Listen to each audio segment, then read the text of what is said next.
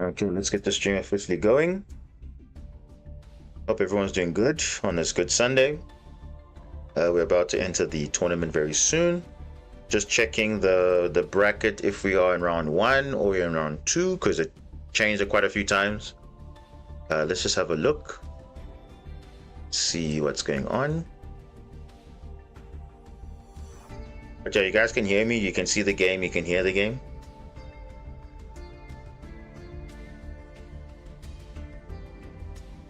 Things should be good on my side. Looks like I have the green light here. Just checking. Has the bracket started? Okay, it has started.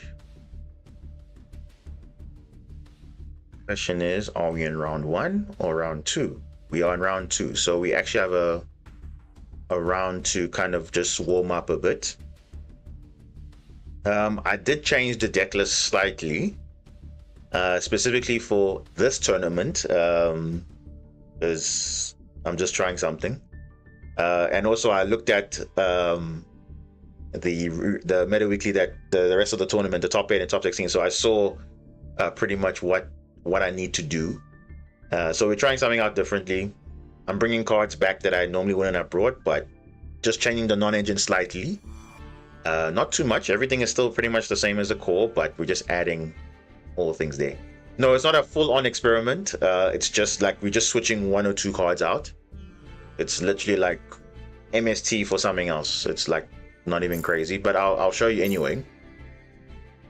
I'll show you just now. So it's nothing crazy. How's it going? Not too bad. It is a bit cold at my side and raining a lot, but luckily the internet hasn't been disruptive too much, so at least I'm able to kind of get things in order, because yesterday literally my PC literally just bricked up.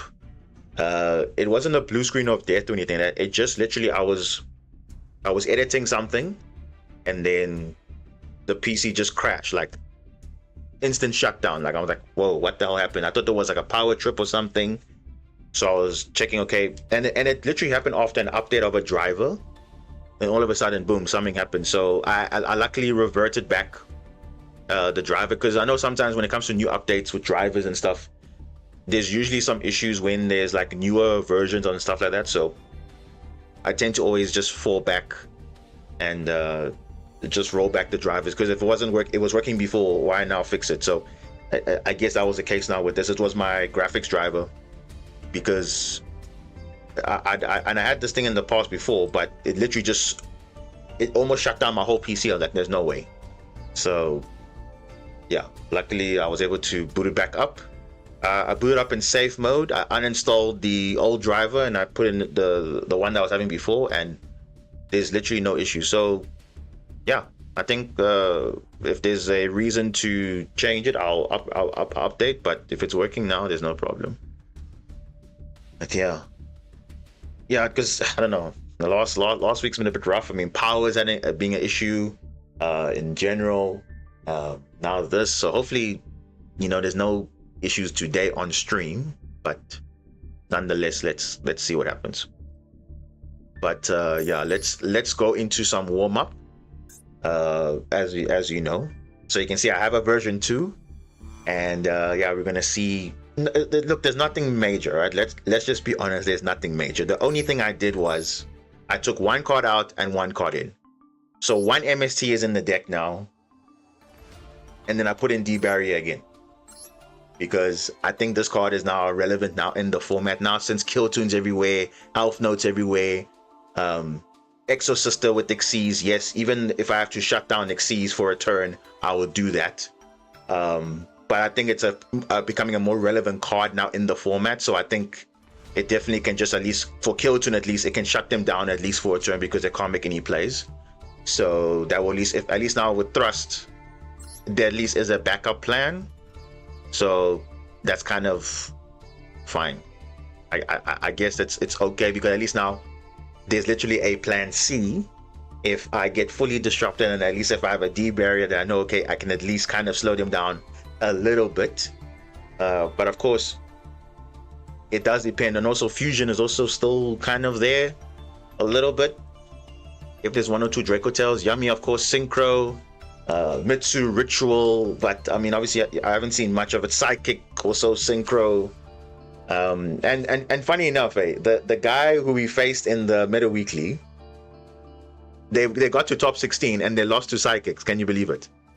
And it was actually and it was actually the same guy that we faced in our top 8 run with I think his name was Rain or something like that. He was the Psychic player. We beat that guy, and that Killtoon player, he lost to it, which was quite interesting.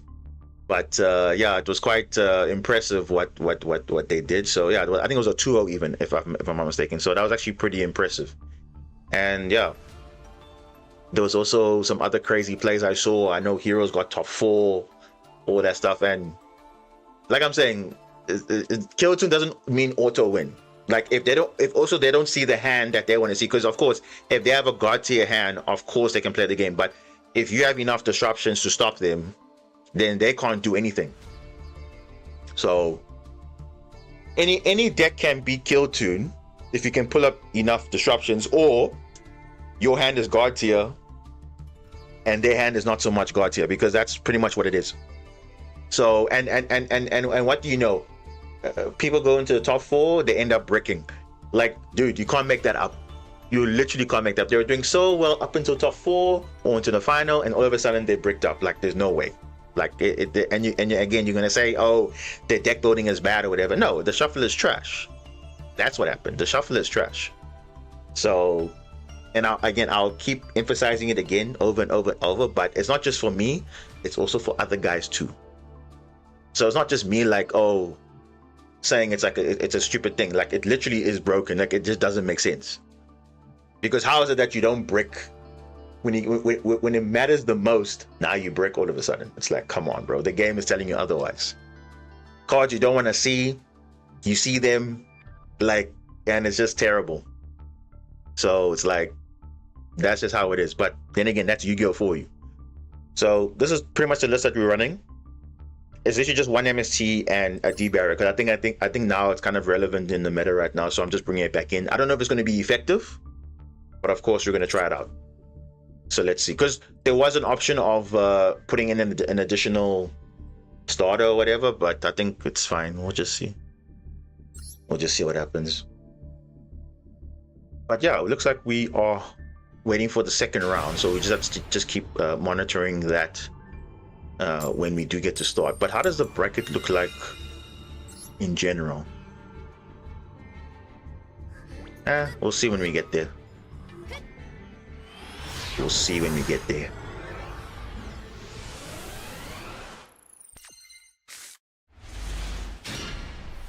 Ooh, this hand is awkward, but you can make it work. If they they will have stuff. So okay, that's actually fine.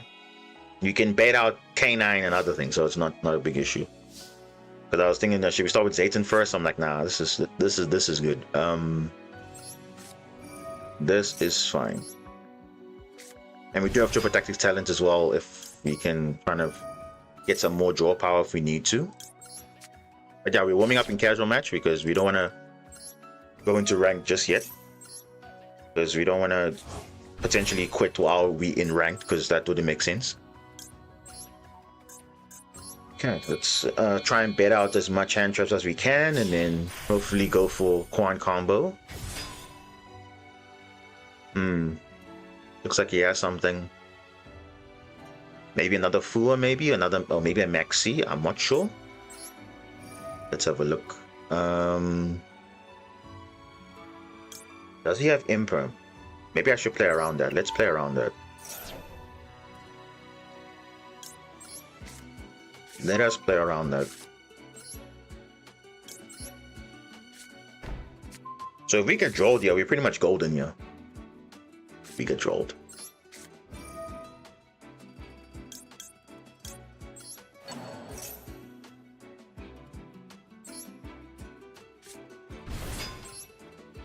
Yeah.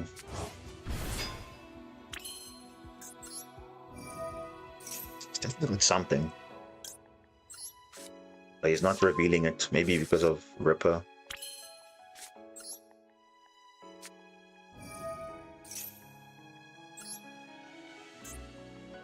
No, just get follow up. Another Izuno.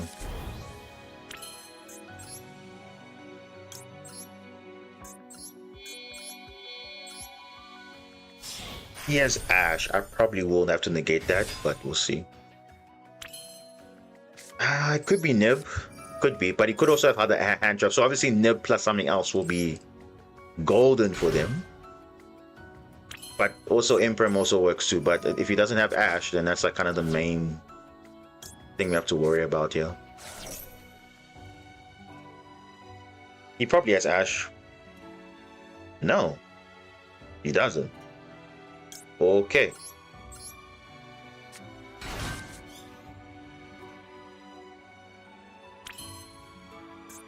If he doesn't Ash here, then we're pretty much good.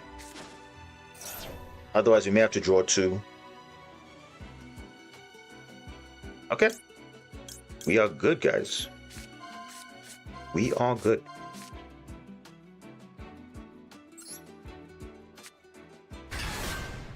Oh, this is great. This is great. Now, is he gonna draw? It's unlikely, but we'll see. Another 4. Yeah, that's kind of like. Yeah. I'm not gonna negate that. That's fine. You can. The Magnus will prevent him from drawing more, and then he has to shuffle back anyway.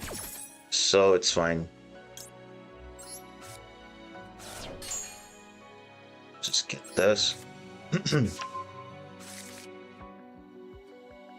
Look at him to see what he's playing.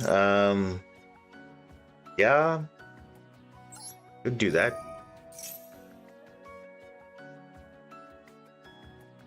Could do that, but I mean, spin back a kaiju. Well, that will be for the end of turn. Let's look at it for the end of the turn. I think that's going to be better. I think, yeah, end of combo, I think is better because right now there's no threat. If we can make Magnus on field, we're pretty much fine. But if there's no threat to that, it's kind of okay. Yeah, let us go like this. Get field spell.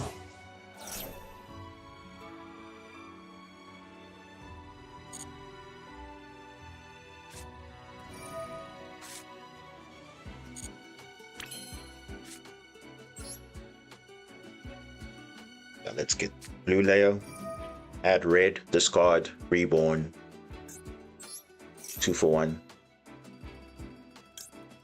Yeah, this makes sense. Go. Now, if he ashes here, it's perfectly fine also. But yeah, let's go red.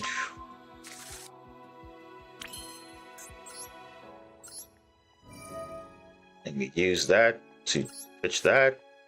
And we go into this.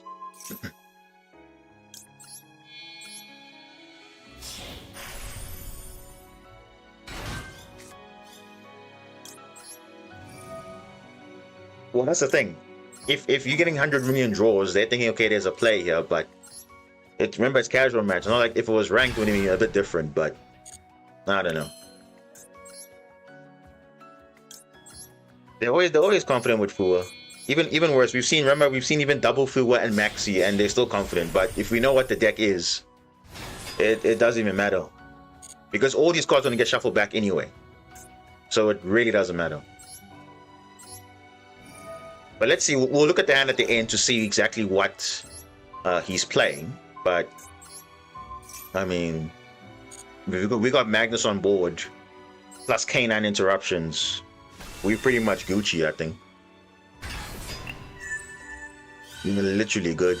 Yeah, no more adding anyway. No more adding. All right, then let's look at the hand just for the sake of it.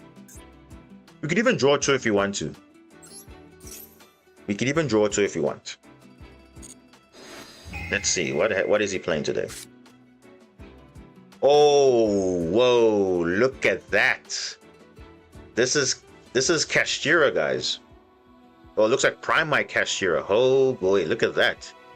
Yeah, that spear mode's gotta go. We're not summoning 3 monsters, but I mean, imagine. Like, just imagine that. Yeah, the spear mode's gotta go. We gotta go.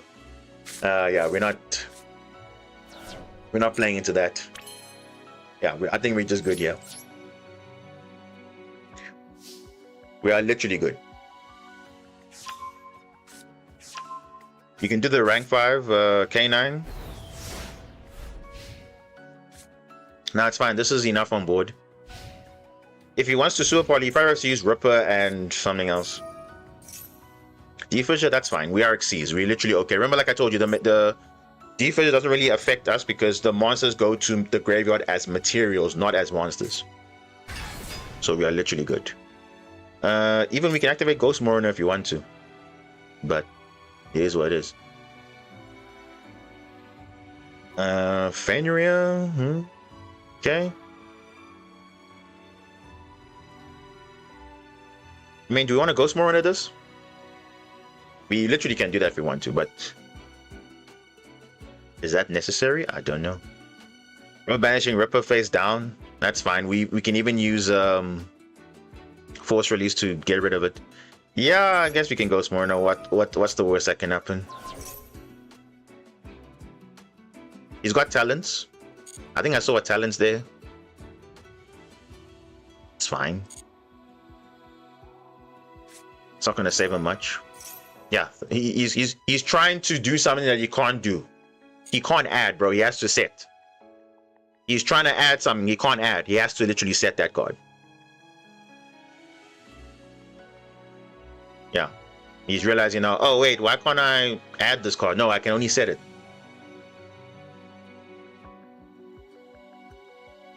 Yeah.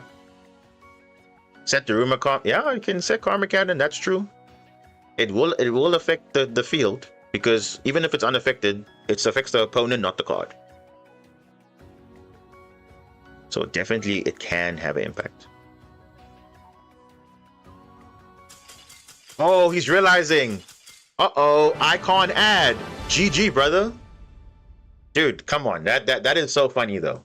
Because you know how many times people resolve that and they think, oh, it's gonna work? It doesn't work. You can only set. Yeah, it doesn't really matter. Like, we're literally good. Double Fuller, nice. Magnus, even better. Let's have a look at this guy's list. I mean, look at this, man. This is typical Cash. I mean, triple spear mode. Like, damn, bro. This guy, he's playing Wing Weaver, but where's Primite, though? You playing a normal... Wait, I don't see the synergy here. Wait, where's the synergy? Oh, you're playing a normal monster, but where's Primite though?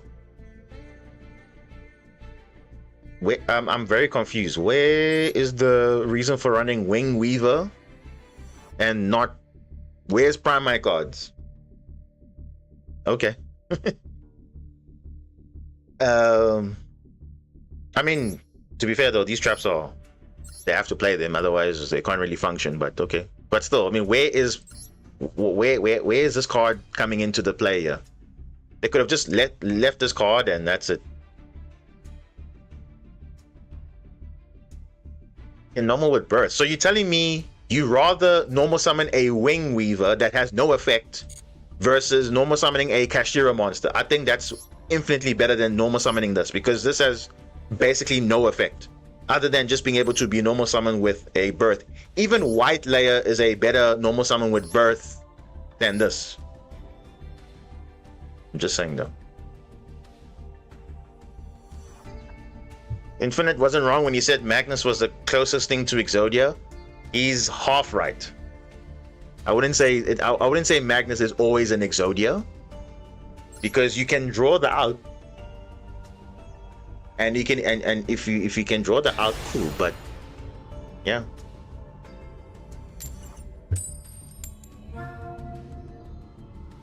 I wouldn't say it's the closest thing to Exodia though, because Exodia you cannot stop it. Like that effect you cannot stop. Yes, you have a higher chance winning the duel when summoned, but it can be dealt with. The sand is good for going first, not for going second. But okay. We can't really complain, right? As you can see, we got Plan B. Plan B is D barrier. Oh, okay, so now you just revealed Lava Golem now, so you have to be a bit smart now with spamming monsters on field. So, that's going to be a bit of a rough thing to play around. I think we should be okay.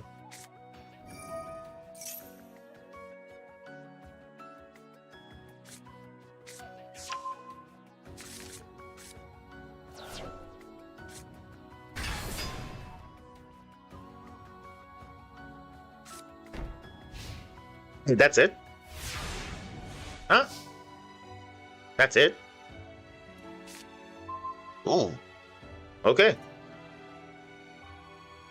Are we kind of cooking now? I think we are. Since we are in draw phase, and I do want my talents to actually go live, so I'm gonna wait. Damn.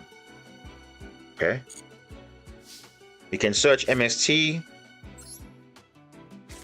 We can try and pop that. I think let's try and search MST. Please negate so I can just steal. I can look at your hand and then just combo off from there, because there's no other way we're gonna lose from this if that goes through. Yeah, you see? Either way. Oh, he's trying to play around that. Oh, that's smart though. Okay.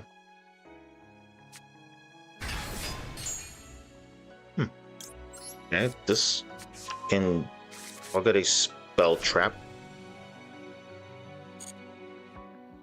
If he draws, it's fine. It's fine, bro. We have layer 19. We have green layer. We have bodies, so it's all good. And now he's literally played into talent. So that's kind of what we wanted. Now he has to now force out the sage. Otherwise, I'm taking it for myself.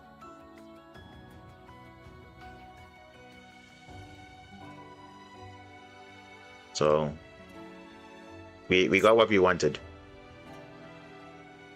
Oh yeah, he's realizing, okay, geez, okay. I'll just steal your negate. And also it's level 7, so I can use it for Xyz material if I wanted to use it for anything else. Sure. Does he have Imperm though? Nah, he doesn't have Imperm. Or Veiler. Veiler's not real. Nah, it's not real. Still good.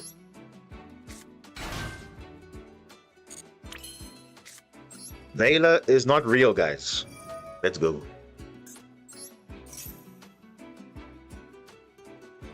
This deck can't afford non-engine. You'll be surprised. They're playing like other engine techs, so it's not a bad thing. But okay, let's see what we can do here. Now our hand is a bit on the lesser side, but I think we can still get it done though. We can send. Ooh. We can actually OTK technically. Am I seeing the line here? I think I am. I think I am, eh? I think I am. Let me send this. Because I can summon red. Red can add back. No. Let's do it the normal way. Let's manipulate levels. No. Let's see first. I just want to manipulate something first. Let's just see. So that's level 4. So we can go Deactorus, destroy a card in the field, and also we can go into other things. So let's just see what we get off this first, and then we'll decide afterwards what the play is going to be. So these 3 we're going to use. And we'll take it from there.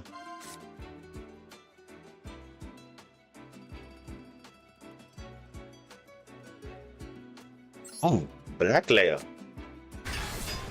I mean, that basically is our Magnus, right? Yeah, that's basically our Magnus right there. Holy. Yeah, no, we got Magnus right now. That's actually Magnus, guys. That is actually Magnus. Nice. We could actually get more materials. Yeah, let's do that. We can't get the sword OTK. We can make Magnus though, then we're pretty much good. Yeah, we're not gonna add back because we're under draw. Yeah, we're literally good. Ooh, yeah, this is good. This is good. And we're gonna have a lot of materials. A lot of materials. Yeah, this is perfect. Literally perfect. And this is actually very, very good. Oh boy, yeah. How many materials, guys? How many materials? And he's basically cooked. How many materials, guys? Oh, does he have nib? Does he have nib? Oh. Does he have nib? No, I think he has a Shino or something. That's fine. We're gonna cook nicely here. Do I need D barrier?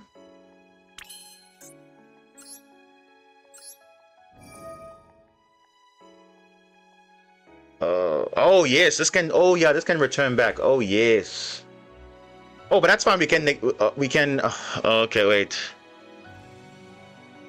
Oh wait. Okay, yeah, this can actually do something. Oh yeah, I forgot. This can do something. This card can do something.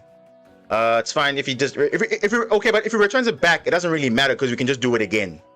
So we're actually still good, right? Because you're returning it back to the hand, so we can still do it again. Oh no, banish it. Oh okay, banish. Oh, okay, no. Then we can't do anything. It's fine. Okay, no, it's fine. It's fine. I thought it would come back to the hand. It actually gets banished. Actually, no, it's fine. It's all good. It's fine. We couldn't get access to the what's this called? The layer, but this is still good. I mean, we can get a Zeus, so I'm not complaining.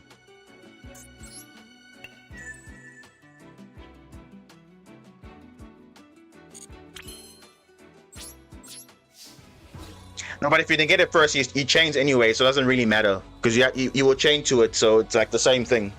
Whether you do it early or later, you will just chain, so it's like fine because it's a quick effect. And why would you target something that has a quick effect? It doesn't make sense, right? It doesn't. Because if you can get it first, you just dodge it anyway because it's a quick effect. So you'll still banish it anyway. And we couldn't really play around it because it's like that was our play. But basically we had a Magnus right there. We had three, and another 2 would have had like at least 9 materials at least. So it's quite impressive. Under draw, by the way. Quite impressive. I think we can make 4 materials just on anything. So it's actually not that bad.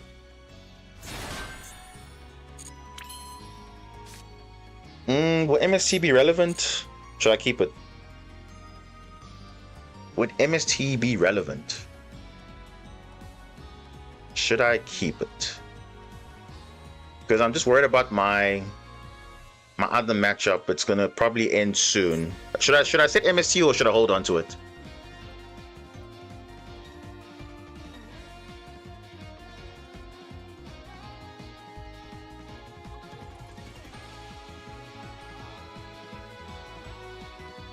Okay. Would it be an 11? 3 plus 3 plus 2? Maybe. Yeah, but definitely could have been high materials. So it's fine. It is fine. And end phase, the monsters come back, so it's all good.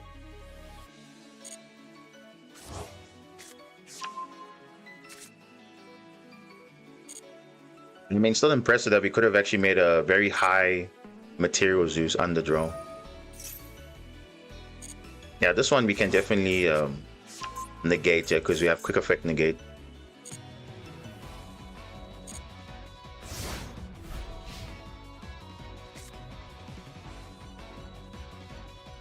Yeah, I only count the materials. I don't count the actual Xyz itself, because the materials is what we transferring to. So if it's more, great. I always count the materials. Because that's my, because remember, that's actually the main thing, is the materials under the Xyz, not actually the Xyz itself. Because it's 1, 1, 1. Oh, wait, what? Oh, wait, I forgot the lava golem. I didn't play around it. I forgot about it. Look at me. I'm saying I'm going to play around it, and it's literally lava golem. Yeah. He literally had lava golem. I'm like, okay. But either way, I couldn't have really done anything because I had 2 Xyz anyway, so I couldn't just like get rid of it. This is like, could I really have done something there? Because I had 2 Xyz monsters anyway, so I can't just like link it off or something. And why would I do that? Because that was giving me my best disruption, so it's fine. It's fine. It is literally fine. I mean, look, we're getting all this follow-up anyway, so it's fine. I literally don't care. I mean, look at, we're getting all this follow-up, so honestly, it's fine. Getting follow-up, getting recovery. This is what you want. Let's see. Get this. Then we need that. It's fine. Remember, we are practicing. That's all we're doing. We're practicing.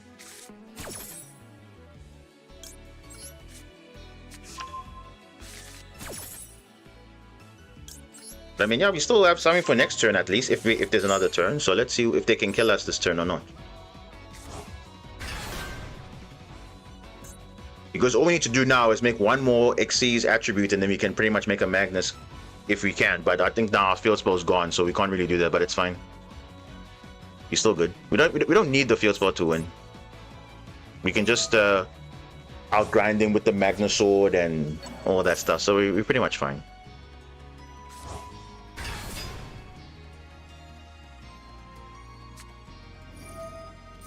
Damn, bro, this guy had everything, right? Gekis, lava golems. Jeez, this guy is like all going second gas, clearly. Duel as well.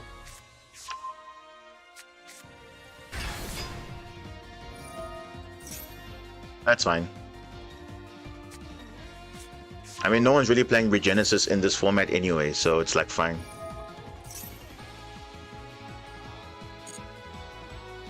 Question is, can he OTK? He probably can. If he summons the Regenesis Lord, I believe, then yeah, he could actually OTK, which is fine. Yeah, there it is right there.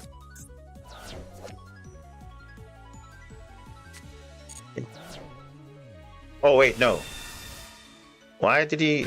Does he have another monster to summon? Oh, Regenesis Spell Trap, we can deal with that in the end phase.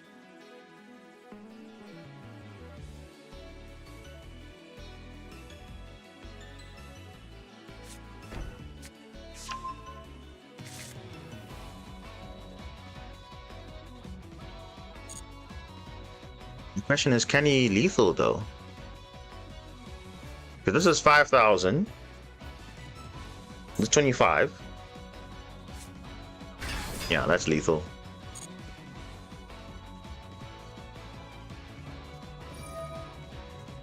Oh, super lethal actually. Look at that.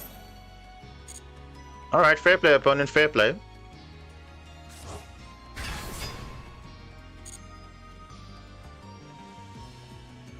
It's fine.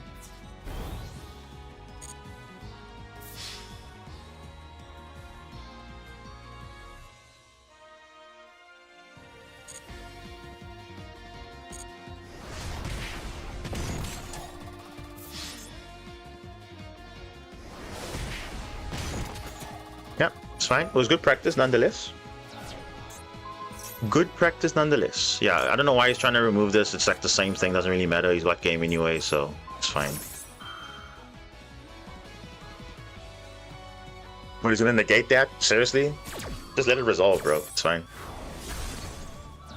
It's just casual match. He's trying way too hard. Yeah, he's playing Lava Golem in casual match. Like, brother, I don't know who does that. Even that Castura guy. He's playing triple spear mode and all these cards. Like, bro, it's literally casual match. Can you see how the mindset is? You're going into a casual match where it's not supposed to be that serious, but just people are playing it like it's ranked. That's not really something that you should be saying, oh wow, that's amazing. I mean, I understand if you're learning a combo, but I mean that, yeah.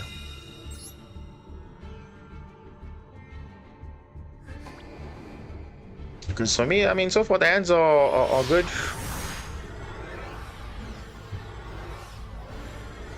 Super support should focus on banishment. Yeah, if we could banish stuff and then, or if we could recover our banished stuff, that would be really, really nice for our grind game.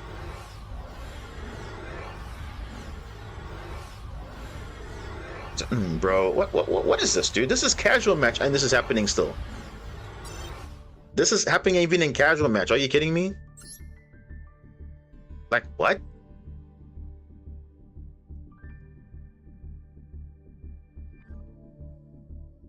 All right. I don't know. This might be the last one. I'm just monitoring the round that we are waiting for. They're 1-1, so I think it might end soon.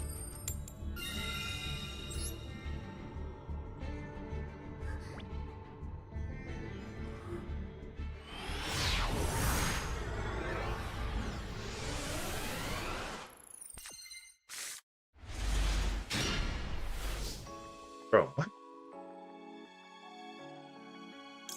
He didn't have Italy out. I'm saying, what the hell is this hand, bro? But it's fine. What's team have Ash? No. Okay, if they don't have Ash, I'm good, yo.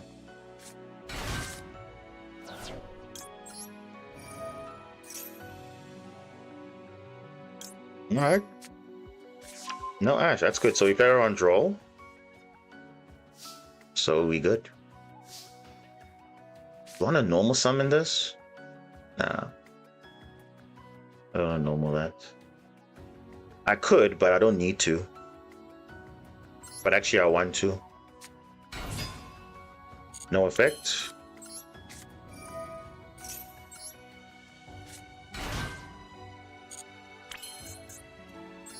I mean, this hand is reasonable, but if he has more stuff, then I don't know. Didn't Emperor in blue? Don't know what this guy's on, but yeah, just practicing our combo, yeah. So it's fine. I'm not really worrying about what he has or doesn't have. All I know is I always assume everyone has Nibiru, Maxi, the usual stuff. The usual stuff.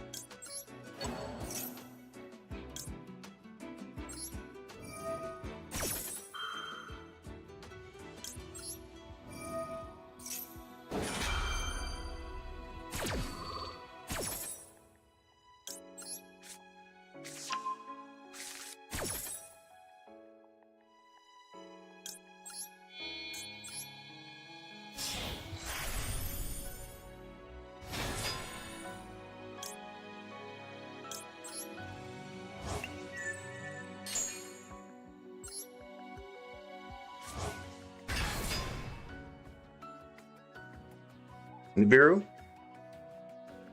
There's something now. Now there's something. Nibiru's definitely there. 100% Nibiru's there.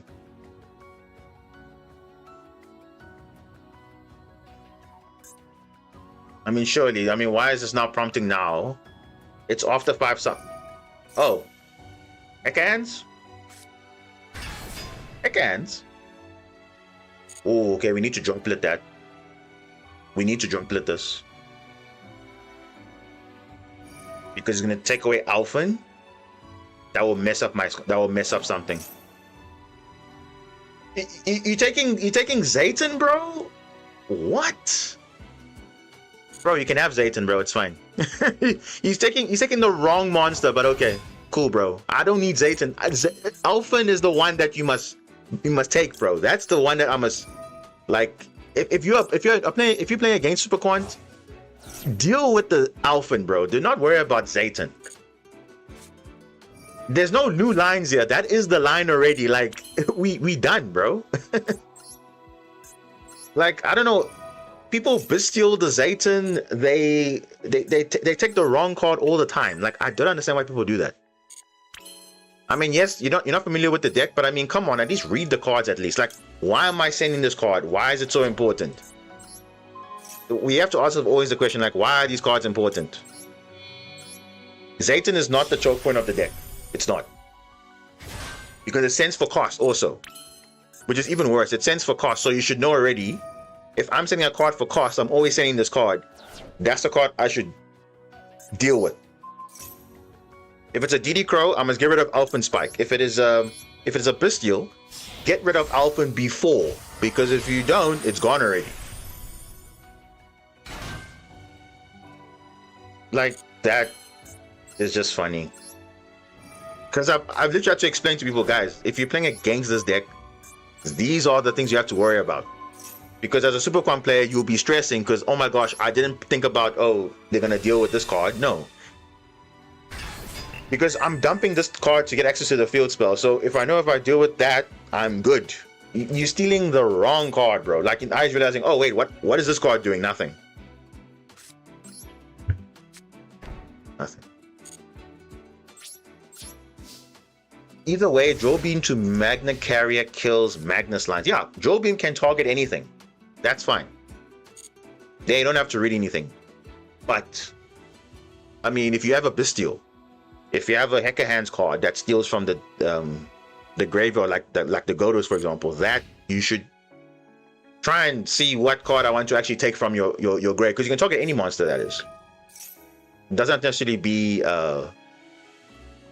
you know, a specific monster. It can be any monster you want. But yeah, certain cards do counter, but some of them are just straight obvious. Like, okay, it doesn't. You have to resolve them before they activate, otherwise it's like too late. It seems bad to block all the master zones and no deck space for it. No, what do you mean? That Deckhand is pretty decent if you know what you're doing.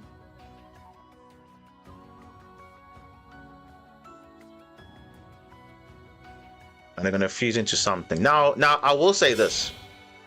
Hecker Hands has something going for it because they can attack directly. They're making the Xeno. Making the Xeno.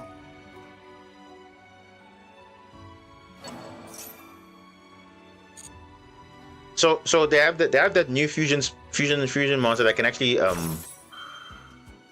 no, do we? No, bro. You're not gonna take any of this. No, you're not stealing my extra deck, bro. Not today. Not today. I don't want Xeno to steal anything. Okay, my match is gonna start now. Actually, oh come on, bro. Seriously. I was about to like watch this guy cook. Now I have to like leave this match. Come on, bro. Seriously, Runic what? Oh, Runic Hecker Hands. Okay, Bacon, there's your next idea. Runic Hecker Hands. There we go. Copy it. Take it. Now you got your idea. Now you can play Hecker Hands with Runic. There we go. Perfect synergy. Nice. Rip your deck, and then you can do stuff. Let's see. I have to literally leave this match. How crazy is that, though? That's so sad. It's fine, bro. You got it. He's probably thinking, why did this guy scoop? I have to leave. I have to literally go into a Meta Weekly tournament. I don't have time for this now. But there we go. We'll look at that deck list later. But for now, let's join this. Oh, that's sad. It's every time now that I'm about to cook somebody, then we have to join a tournament. Okay, let's change the deck. Make sure it's the right one. Okay. And yeah, let's go. In.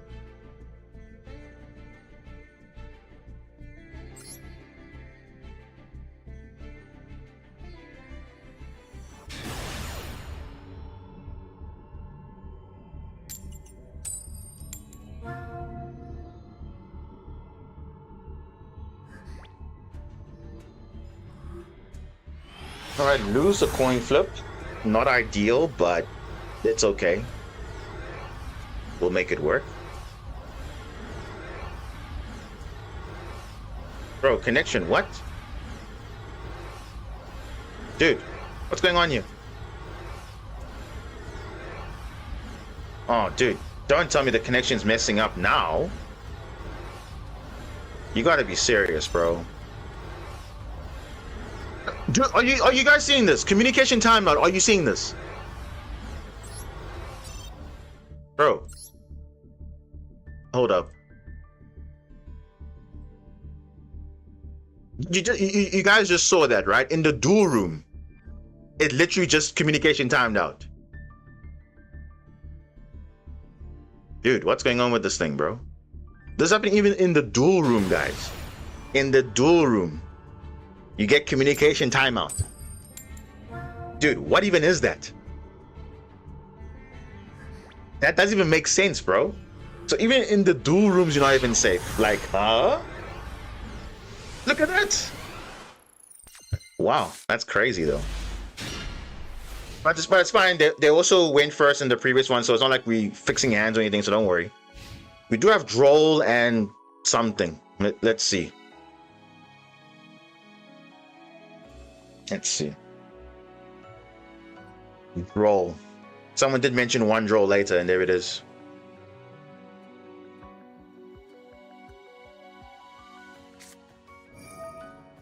Ooh, this is gonna hurt them a lot. This is gonna hurt them a lot. Not really, but damn, they started with that. Okay, no, it's fine. We'll just draw. Then they can only do Fiendsmith stuff. It's fine. We have Droplet, so it's okay. If they make Caesar, we have the answer for Caesar. Okay, so draw resolve. That's good. Now they can make Fiendsmith combo, and then we'll carry on.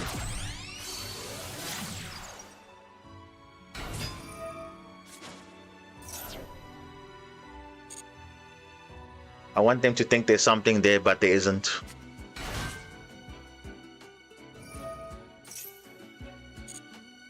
Let me check something. Who did this guy beat to get here? I'm just checking now. Wow, this guy beat Taro, guys. Whoa. Triple D player. Interesting. This is the first game. The other one timed out for some reason, so yeah. Oh, Sprite. What the hell? Sprite. Sprite Fiendsmith. I can see the synergy, but I can't really add stuff. Is it me or that guy has a diamond icon? Yeah, he does. Diamond icon. There it is. There it is, right there.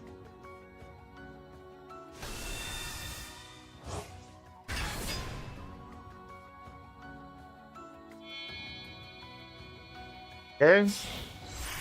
Making Caesar. So he's probably gonna make Gigantic Sprite with this. Oh, dude, this guy got literally all the perfect cards. No way, bro. Like, he got the normal summon perfect, the extra level 2. Damn, this guy got everything, eh? He's got all the level 2s he wants. He can still make plays even under draw. Like, damn.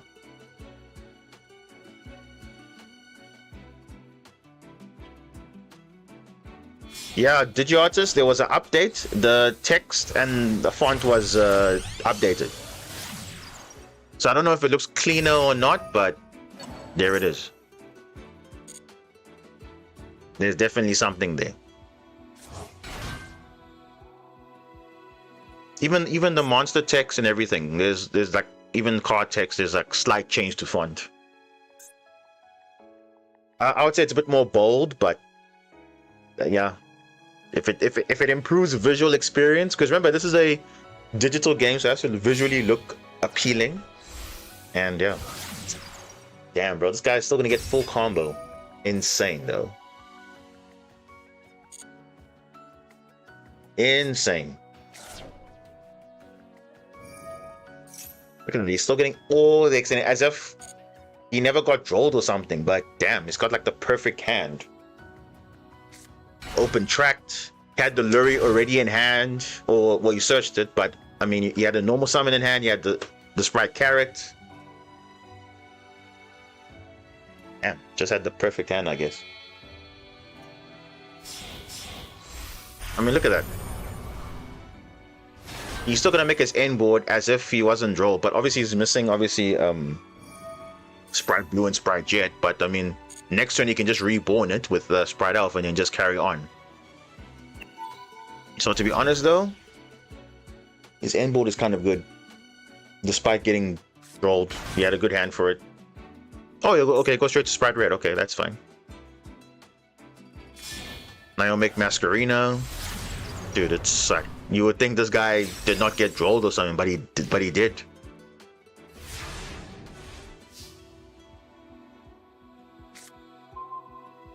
Green. Oh, that's not what I want to see.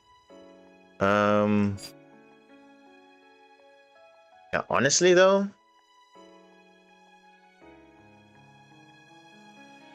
this is tough. Really tough. Because I want to negate this, I want to negate this, and I want to negate this. And also that I can't negate all of them, because I have to give up my entire hand for that. I can draw for 3, but now which 3 am I going to negate though? Because I want to negate 4 cards, but I don't know which one to negate. That's the thing. I'll keep green. No, obviously not the Link to Sprite, but these cards here, these ones. Which one is more of a... Because definitely this one. This one will be a problem. Let's stop that one. Masquerina stopped him from linking. And then probably the Spell Trap.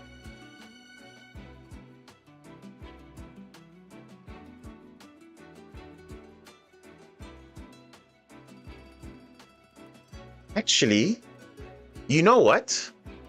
It actually doesn't matter, because they'll negate the other one and then Sprite Elf will reborn.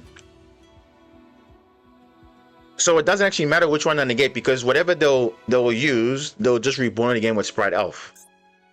So I probably have to negate Sprite Elf then.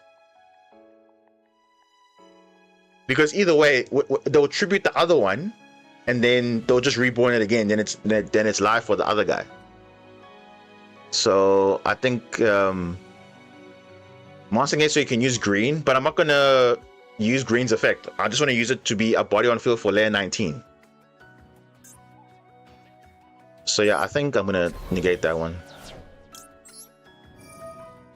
Yeah, so you'll negate this and then you'll just reborn again. So it's the same thing. Yeah, it's the same. Either way, I'm screwed. Unless he negates this one, then it's like perfect. But if he doesn't, then it's kind of weird.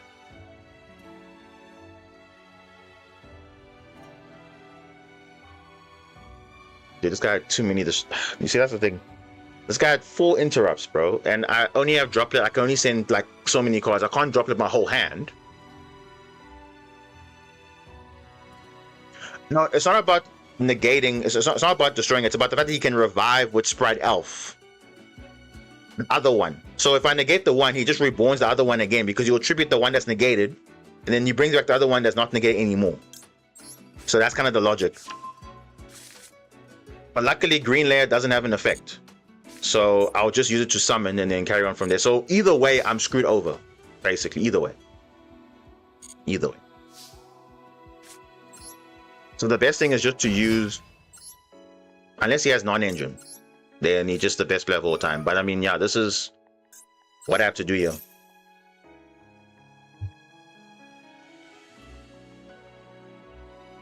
Green summons from hand only. I mean, it'll be broken if green could summon from hand or grave, but no.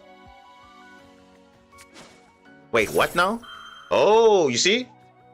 You see what I just said now? He's using it to tribute, but obviously he gets negated, but he's bringing back a Masquerena, which now is live again. So it doesn't really matter what I do. It doesn't. Because either way, it tributes for cost anyway to negate. So even though it's negated, you're just bringing back a new monster. So I'll screw it anyway. Because Sprite Elf is perfectly balanced. No problem. Yeah. Now in Masquerena, now that I dropleted, is fully back online. So it's kind of like redundant now. Yeah, it's kind of messed up. It is. Yeah. I can't even do anything. I literally can't do anything because I'm screwed either way. It's literally the fact that whatever I did didn't really matter, because you'll just tribute the negated stuff and reborn it with Sprite Elf anyway. Because whatever I negated, he was gonna have a way to play around it, so it doesn't really matter at this point. There are so many scenarios, but they all don't work out in my favor anyway. If you had less disruptions, then yes, you can say, okay, the droplet will be impactful, but I can't negate everything. So actually needed to negate 5 cards. I could only negate 3. And I don't want to obviously leave out Caesar because all my special summons will just be negated, so that's not going to be making sense. But yeah, I think we are screwed anyway. Yeah, we're screwed anyway. Yeah, he actually had the perfect hand. Let's be honest, he literally had the perfect hand.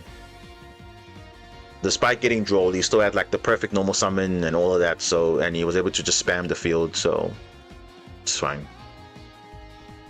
What can we do?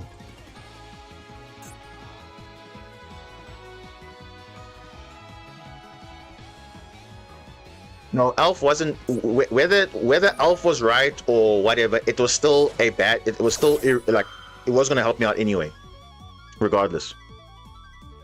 Because he still had at least still the same number of interruptions still. So it doesn't really matter. Whether they get it Elf, whether they get it Masquerade, he still had at least all the disruptions that he wanted, so it's fine.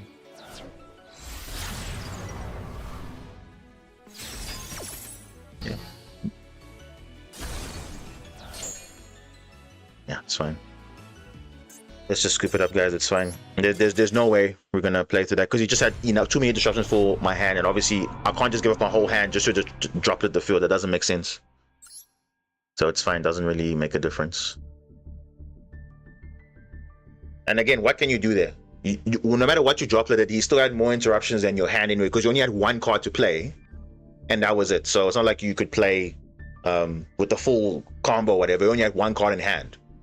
So that was always going to be a bad situation for us regardless. No matter how you look at it.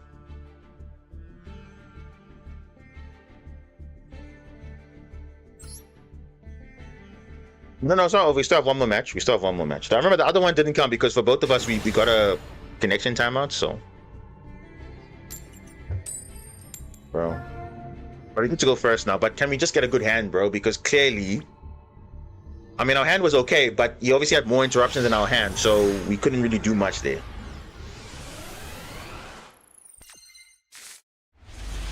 Oh, okay. Okay, now I'm kind of fine now. The sand is kind of good. Yeah, the sand is good.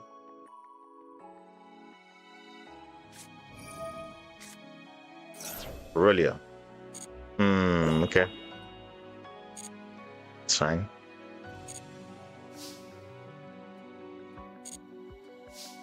Okay, let's secure our anti-draw. Yeah, unfortunately we have to play. We can't like not do anything. It's fine. Please Ashy or something. No. Yeah, let's just get our draw line, then we know we're good. Because if he wants to draw, then Aurelia shuts off. Fool. Okay. Alright. It's fine, bro. We're not gonna stop just because of a threat from Perilia and Fuolos. We're gonna make our Gossip Shadow, or attempt to do so, and then carry on.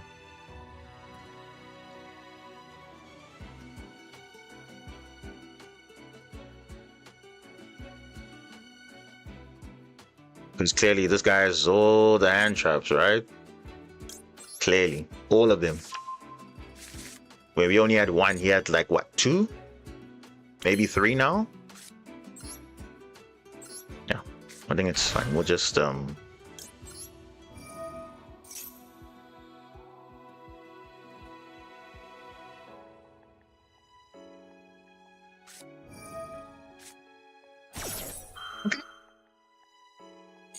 because remember, you never really got to see what my full deck does, so it's fine. Ash, that's good.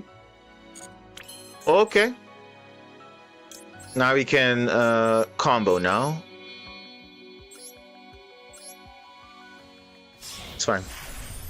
You can full all you like, you can Perilia all you like. Now we only care about Nibiru now, so it's all good. So you get, I think this is probably like your last Perilia draw, and that's it.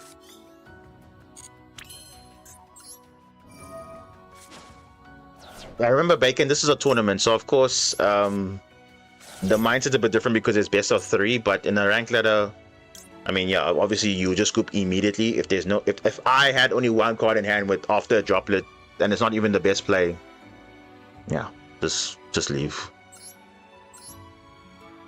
There's literally no way. Yeah, I think we're fine, guys. I think we're fine.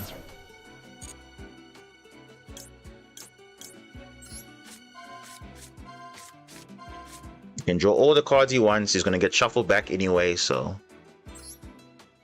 it's all good. I'm gonna give him all the draws he wants.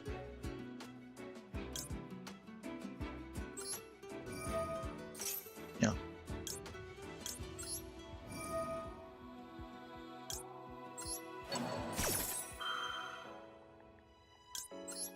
Because obviously he's not gonna draw. That's a fact. He's not gonna draw because he's gonna obviously draw a lot of cards. So we're not gonna you're obviously not gonna draw here, so it's like whatever. Okay. He's gonna have 1 more draw under Perilia, and that's it. Other than that, it's fine. Alright. Okay, let's just get Field Spell up immediately because sometimes these guys might have stuff to banish, so I just want to get it out the way. I know it's there, so I don't have to worry about now where's the Field Spell now. It's there. So it's good.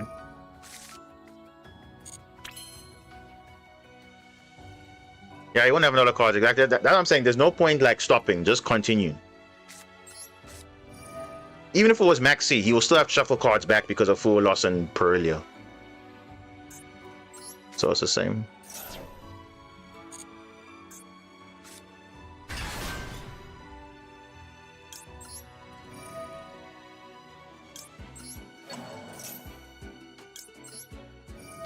We could even go K9 here, but that's a bit pushing it now. It's fine. We'll see what the hand allows. What's good? What's good, guys? What's good?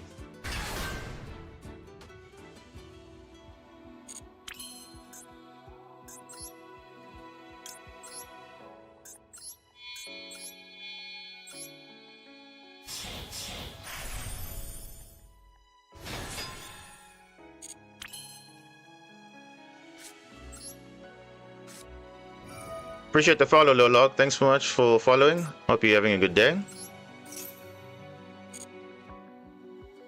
Okay, yeah, we're gonna get red layer. What do we add here for follow-up? Oh, already they did effect already, so that's fine. We're gonna discard these. All good, can't complain. Just playing a tournament quickly, and hopefully we can get 1 win today. Because it seems like, you know, we always have that luck of getting forward and all that stuff on turn 1, and then turn 2 they just have like full gas. Even though we hand trap them once, they always have something. So that is the thing.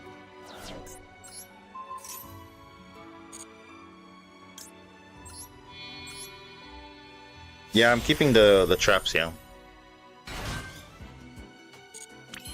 Of course, you can play on the draw with the right cards, but at the same time, we can also like get rid of the high attack monsters. And even if he tries it in battle phase, we're going to be 4,800. So it's fine. Let's see what he can do with that. He may have the Link 5. He could have the Link 5. That is definitely a possibility. But then again, if he locks himself into Sprite or level 2 rank 2s, then you can't go into that. But let's just see.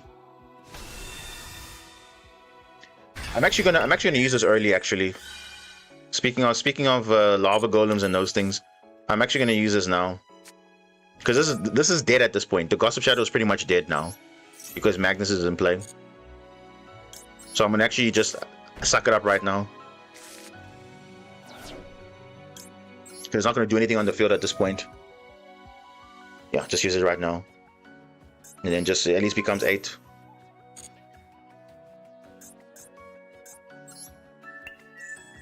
He can definitely play the Link 5. If he spams enough bodies on field, he can. But again, what can I do? But only if he locks himself into level 2. So you'll probably try and not do that. But it depends what cards get shuffled back and what his hand is afterwards. Then we'll see. But remember, for us, the main thing is kill the normal summon, and that's it. But obviously, if he has Sprite Starter and those things, then yes, he can still play the game. But let's see. He plays with 9 cards. Yeah, 9.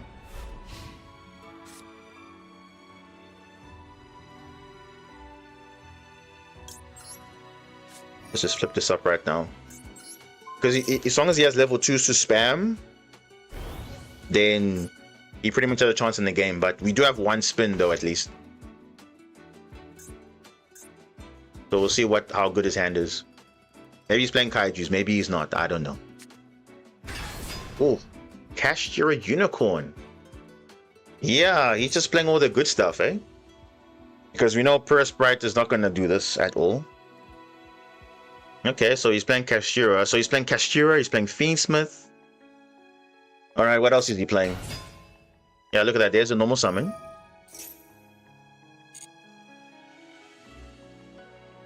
And of course, if Pua and Perelia were not there, what will he have done? So I'm gonna wait for him to commit. I think that's the main thing. Yeah, so nothing here can affect Magnus, so that's actually good. We could make Underworld Goddess, then that's GG also. Which he probably has. Yeah? Underworld Goddess? Let's go. Surely you're playing Underworld Goddess.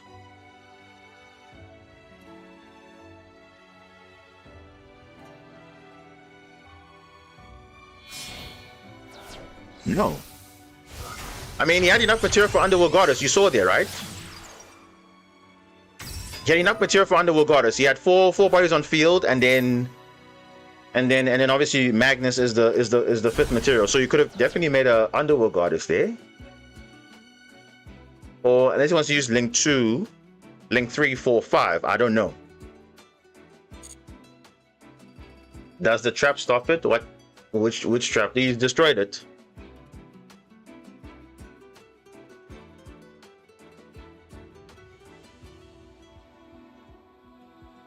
If he has Gamma Burst, then yes, he has a chance. But if he doesn't, he should make Underworld Goddess, and that's it. Because Link 2, 3, 4, 5. Yeah, you also had the 2 additional bodies to make the thing also. I don't know what he wants to do.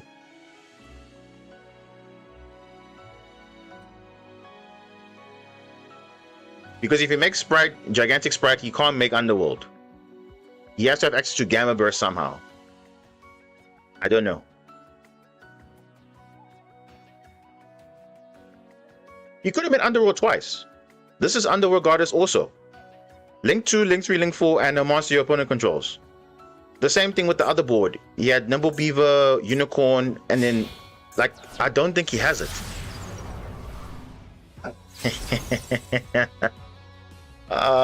So he plays Gorgon instead, and guess what? You don't care because you're unaffected still. Nah. Come on. He doesn't have it. Yeah, he doesn't have it. He doesn't have it. He doesn't have it. He doesn't have it. He can make Gorgon again, but he has to have materials for it.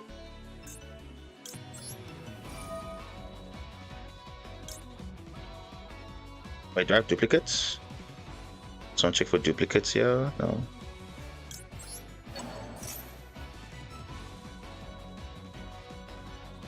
Yeah, we're gonna refuel our stock here with the trap. Yeah, let's just refuel that. Let's get eight materials back again. So he has to have like link twos to spam to make the Gorgon again. That's the only way he can get back into this. Yeah, you see, look at that. Okay, so now he can't make Gorgon anymore because now he's locked into level 2 rank 2 link 2. So now he can't use it anymore. He's done. So no Underworld Goddess, no Gorgon again because he's locked into level 2 rank 2 link 2. So we pretty much good. He has to make sure he has Gamma Burst to beat Magnus. That's the only way. That's the only way. He has to have Gamma Burst already in the hand to beat Magnus. Because he can go to 4600, I believe. Okay, Gigantic Sprite, yeah. Okay, no, he doesn't. You see, he's putting in defense, it means he doesn't have it. He doesn't have access to, yeah, you can't even add anyway. You can't even add the Gamma Burst if he wants to. You would have to hard open it. Which I don't think he did. Because if he did, he would have put it in attack position. And also made sure that he put it with the Link Monster. So he's probably just going to set up his board. But it's fine, we can deal with it.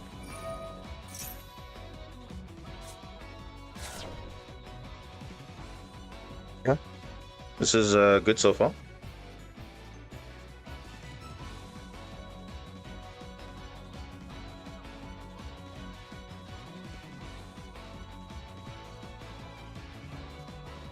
Okay.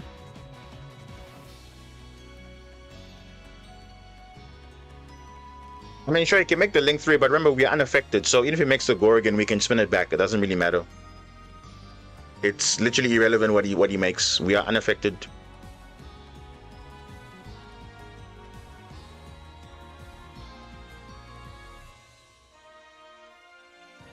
Because we were made before the Gorgon was made, so it's fine. He's now deciding what should he do from here. What can you do from here?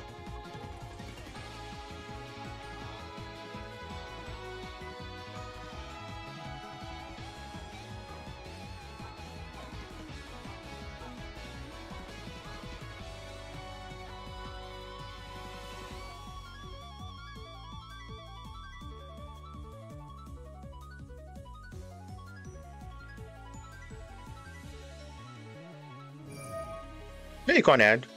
But I'm just saying, what is he gonna do? What is his end board here?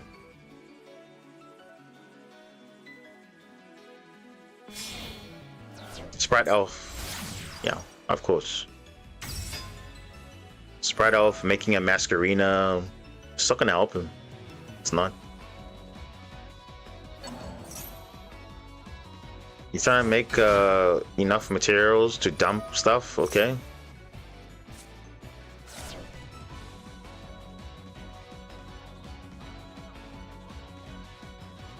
I mean, he's not really saving resources, he's just spamming everything. I mean, he's just probably gonna make a Masquerina and pass. But nothing will do to hurt Magnus, though. And the worst... Oh, Little Knight? Little Knight? Really? You're gonna banish that? Okay. It's cool, bro. That's literally cool. I mean, what else can you do? Ooh, case for canine. Case for canine. Case for canine.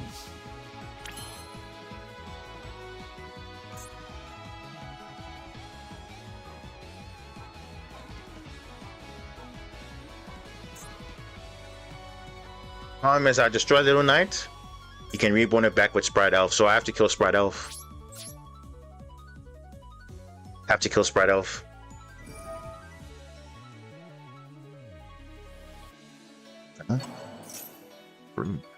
What?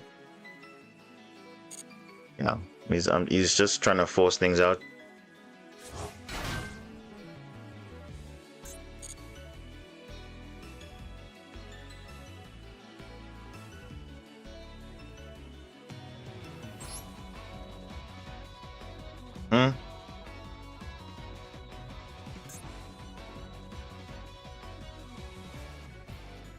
Can I add something back? Yeah, I can.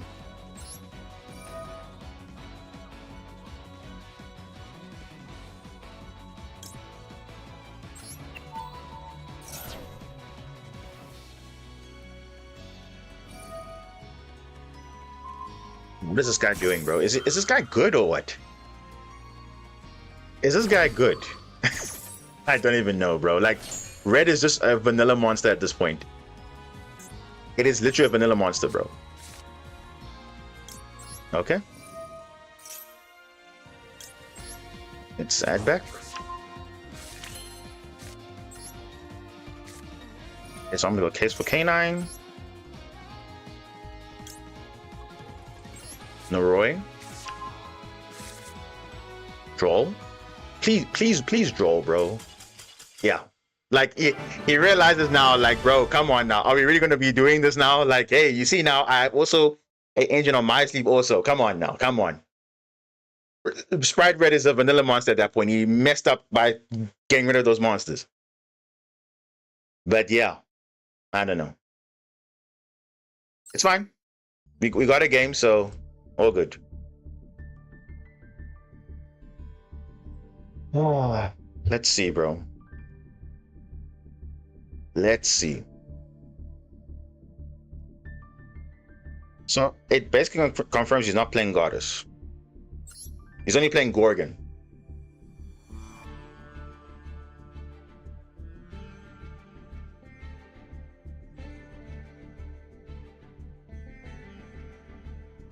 Because I was gonna make K9, crash the red, and then attack twice with Ray Wolf, and then a Magnus is lethal. So it's the same. And if we had Droll there, Noroi, Send, Izuna, Lupus, Arc Rebellion. Yeah. Oof. Goodness, bro. Why can't I get this hand going first? Look at this hand, bro. The only thing good in this hand is that I can search MST. But that's not gonna stop him though. This guy's gonna have a full board, and I'm like, I don't even know what to do here.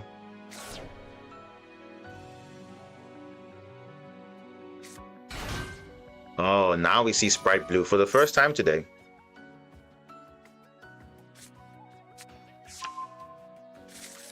Yeah. This time around, I don't have any Droll or whatever. So can you see what I'm saying? When I go first, the opponent has a Perilia, a Droll. Look at this guy's hand, bro. This guy's got gas again. Literally the same scenario happened in game one. The only difference is I had Droll game one. Now, the same thing pretty much. He has the same handful of gas again. Like, what is that, bro? Like I say, when I go first, I get full lost, I get Perilia, I get whatever. So it's like I never get a break. But now when they are going first, they only have like one hand trap max, and they still have full gas. And you're still gonna say Shuffler is perfect? Nah, bro, it's not. It doesn't make sense. He basically had the same hand, bro. But yeah, I don't know. But it all depends on what we draw next. Because it's either we search MST or we draw two. It's either one of those two. Depending on what our next draw is going to be. That's all. If we can draw something else, fine. But if we not, we'll probably just draw two anyway. But let's just see. Let's just see what happens.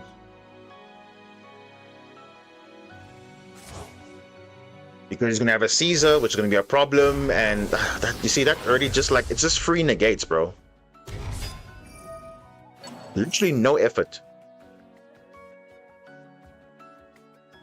Dude, I don't even think what we draw is going to matter. This guy's going to have like 9 disruptions anyway.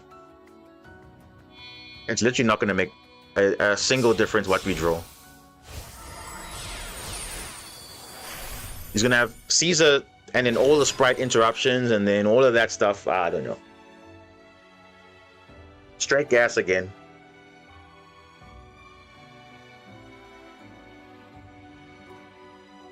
How many times did we draw Fua? 0 times. Maxi, 0. And that's it. Nothing meaningful. Only draw once. That's it. That's all. Droplet could help, but the issue is now again, Droplet is giving up normal summons. You don't want to give up normal summons though.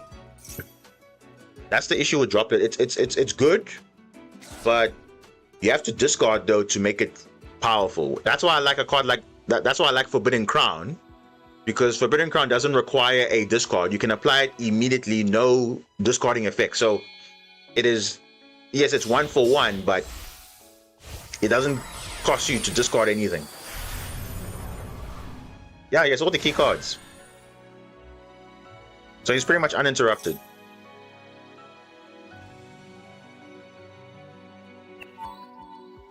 So let's see. Straight gas both games. Game 1, game 3. Game 2, he had all the hand traps, Fua and Perilia. And he drew like 1 billion cards.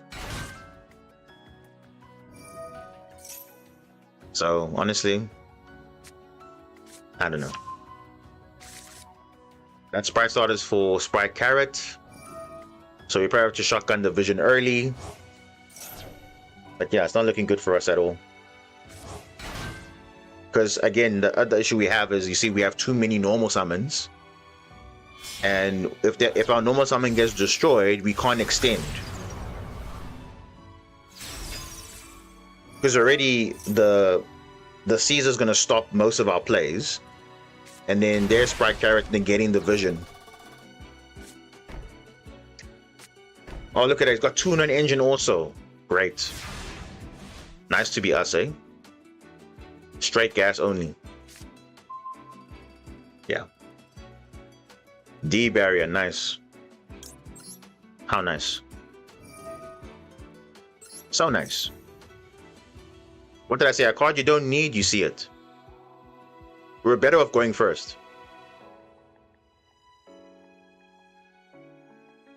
Remember I said I'm experimenting, but like I said, the shuffle is also just weird. So again, you see cards you don't want to see, and that's exactly that.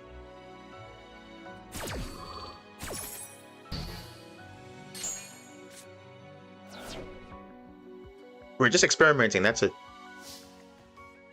We're just experimenting so that if in case we get like hand trapped or something and we have a plan B, that's plan B. But again, if you go first. But against this, we can't even do anything. We literally can't do anything.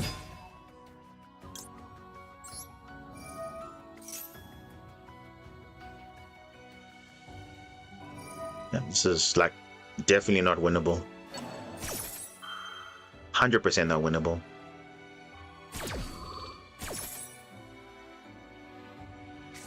Yeah.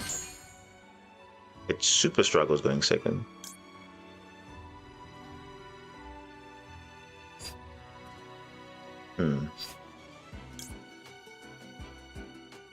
Yeah, I think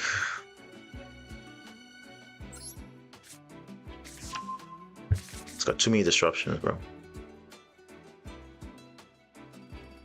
Dark Ruler, yeah. Dark Ruler, but the problem with Dark Ruler, again, the drawback is you can't kill the turn. You can't kill the opponent. I mean, it's nice, but yeah. I mean, you got Caesar and all these things. It's like, yeah.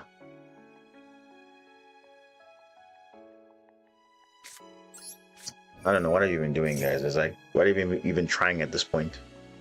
He's got free negates, he's got another negate, he's got Little Knight Banish, he's got all that stuff, so. No. Make a Typhon, he banishes with Little Knight. We literally cooked here. Whether we do something or not, we cooked either way.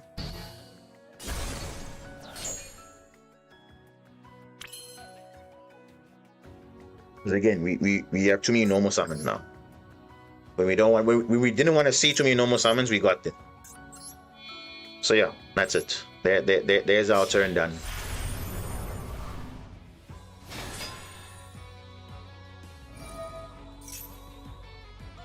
Illusion Gate would have been very nice here. Super nice.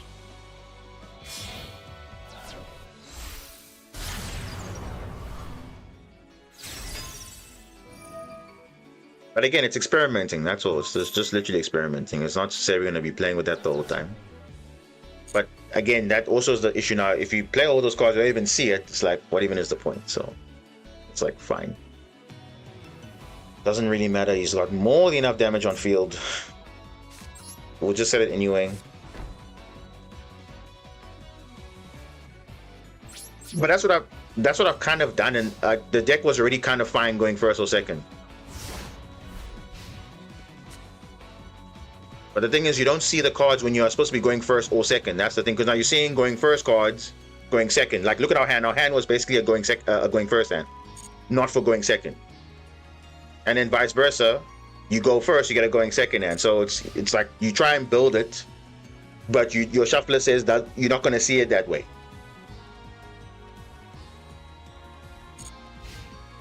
So it's the same. Either way. Got more than enough on board. Yeah, I'm not even gonna bother even revealing, bro. I'm not even gonna bother. He's got lethal on field just for doing literally nothing. For free, bro. Literally for free. He had literally straight gas, bro. Straight gas.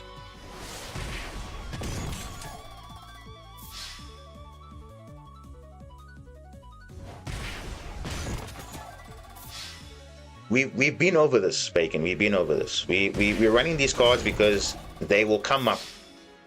Whether they are bricks or not, they have a purpose in the deck.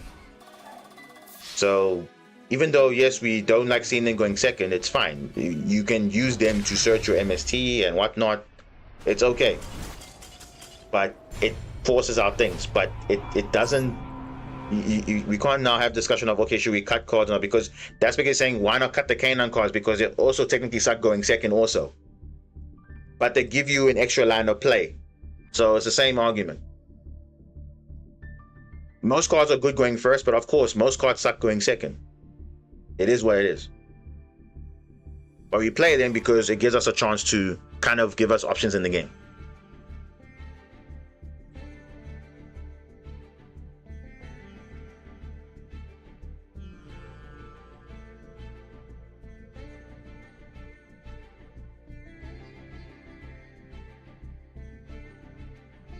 See.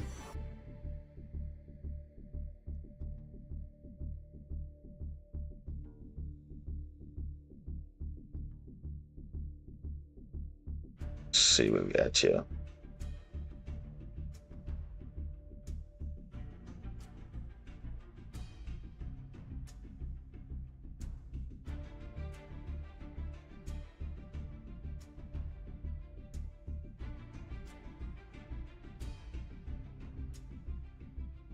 This guy, okay. So he says he couldn't out the Magnus because he didn't play the Link 5. He played Gorgon. So now after this match, he's going to consider playing Link 5 now instead of Gorgon. I'm like, okay, now you know.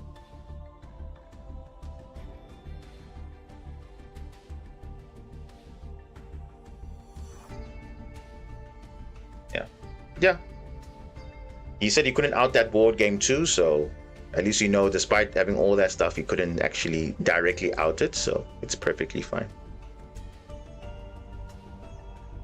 Yeah, but remember, K9 is ultimately dependent on your opponent actually triggering that clause of activating effect in the hand or grave. But otherwise, K9 is not really doing anything. Like, for example, even a Jokel going first is bad because it doesn't do anything on its own. A Lantern doesn't do anything on its own. Even an Izuna going first doesn't do anything on its own. So just as much as, you know, the K9 cards are powerful, you have to also trigger the benefit of, okay, activating a hand trap or a card in hand or grave. That's where you get the benefit, but they are the same thing. with Radiant. Radiant is good going first, obviously, but going second, if you have access to MST, then it's fine because you can just summon them afterwards. But that's just how it is. So going second, the mindset is very different from playing first.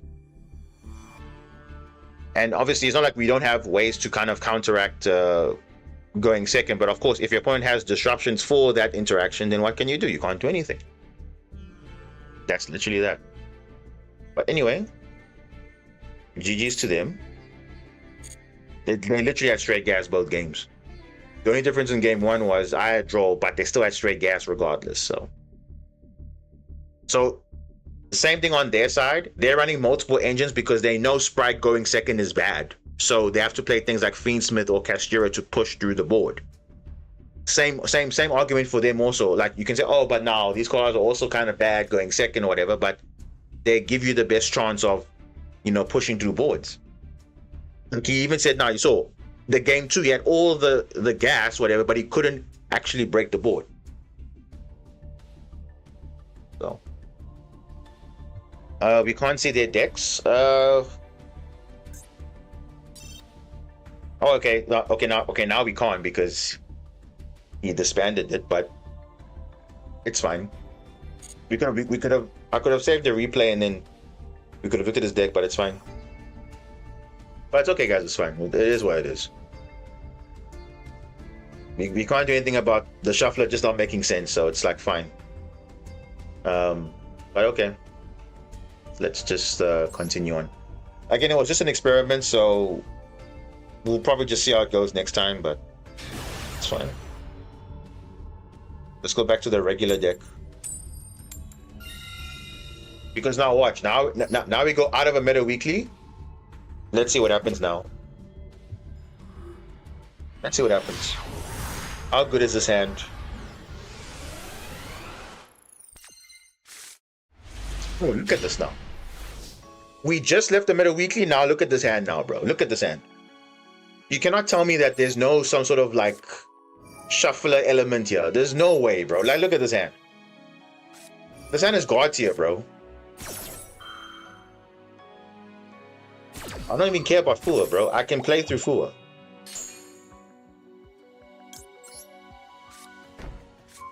And you see, like, and even if I am going first, every time I'm just getting forward, I'm getting max seed, I'm getting whatever. So it's like, it's always the same case, right?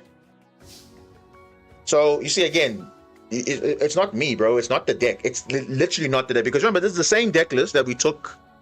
Well, not really the exact same list, but the same list we took to the meta weekly when Kilton came out. I mean, we got top 8 with it.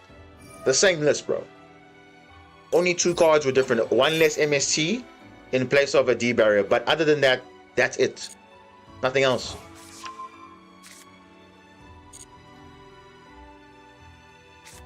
But yeah, what can you do?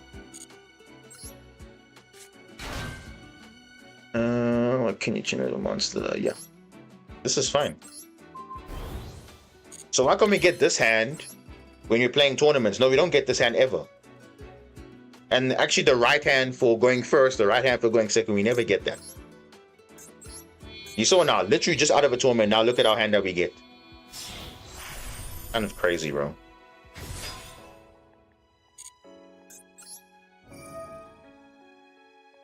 It's literally insane. Are we gonna cut this one?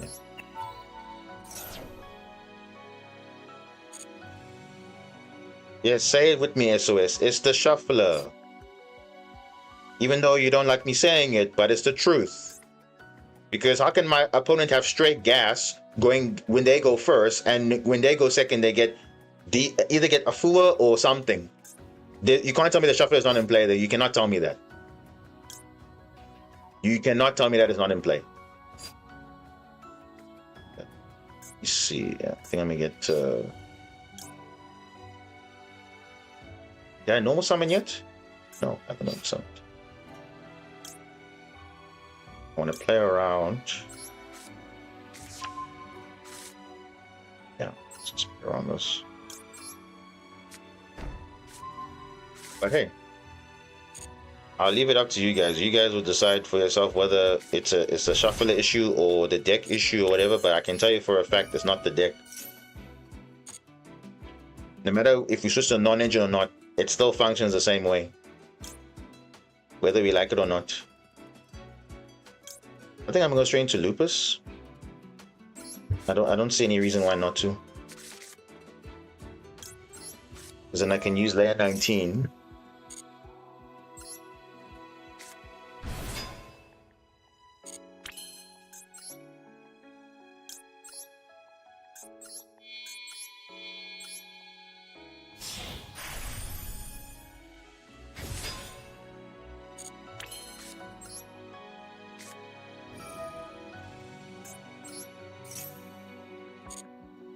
I mean, if you don't want to believe me, go look at literally the top 8 of or top 16 of Meta Weekly that just happened right now.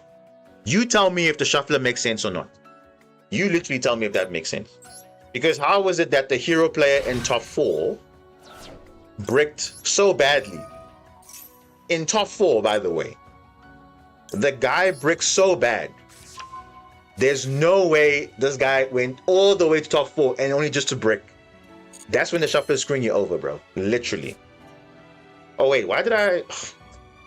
Dude, why did I do that? I should have added added something different. Okay, no, it's fine. I'll just do this. It's fine. Yeah. Now I'm realizing now I should have not done that. Okay, now I think I messed up now this line now. I should have searched for the. Should search for something else. It's fine. Yeah, he lost because of a brick, bro. Literally. Insane. You drew the worst brick, actually. The garnet, the brick, right? The aqua dolphin or whatever. And then it literally had cards that were literally dead. Talents and all that stuff. Couldn't even activate it because the guy just impermed the dolphin. And he had no other play, and that was it. I think got 2-0'd or whatever. It was just so bad. Literally so bad. Speaking of which, what are we doing here though? We can still make a... No, we can't. You see, I should have searched red layer. Don't know why I didn't do that. You can watch it yourself. That's literally what happened. That's literally what happened. I don't even know, bro. It's like... so weird. What are we adding now? We've used layer already. Oh, I should have done that. I don't know why I added Zayton again. I should have normal summoned it. Because I thought I didn't normal summon already, but I did. I should have added red. Because then I can go discard this, reborn, and that's it. But it's like whatever. Let's see. Let's see. Let's just do that.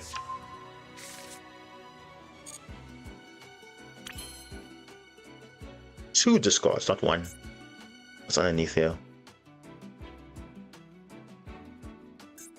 Let's see what we can do here. So we're gonna activate field spell. And bro, dude, what is up with this game today, bro? We've had dual room timeouts. We've had shufflers that don't make sense, and now the game crashes again. Why is it now that this game is doing this now? What's going on now today? Bro, I can't even play the game today. Is that what it means? Okay, I think we should play another game, guys. I think we should play another game. What do you think? Because clearly, I don't know what's going on today. Like, what is honestly going on today, bro? I closed it. Bro, I'm playing on full screen. How am I closing it, bro? Literally, how am I closing it? Go look back at the stream and literally you'll see there's communicating timeout. In dual room, by the way. In a dual room communicating timeout. Bro, I'm not making this stuff up, bro. I'm not making this stuff up. Why would I randomly close a game while I'm dueling? There's no way I would close a game while dueling, bro. There's no way. Let's be honest with you. Have you ever seen me close a game while dueling? No. Highly impossible. I surrender, yes, but I don't close the game. You guys know it. If I was gonna close the game, I would say, okay, yeah, I'm closing the game, but I only surrender. I don't close out the game. So yeah, you might say it's it looks suspicious, but nah, I don't know.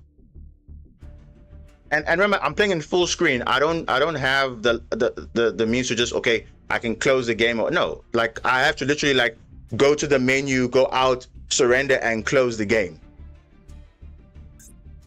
Like, I'm not making this stuff up, guys. Communication timeouts, all those things, I'm not making that stuff up. You guys are literally seeing it on stream here. I mean, yes, you can Alt F4, but have you ever seen me Alt F4 the game? You've never seen me there. It's either because of a communication timeout, or like you saw now, the game just randomly crashes. And what am I supposed to do about that? I can't do anything about that. You think I want those things? No, I don't want it. And remember, it's during a duel. It's during a duel. Why would I quit during a duel if I know, like, you know, I'm literally, especially if it's my turn. Why? But I don't know, it's weird.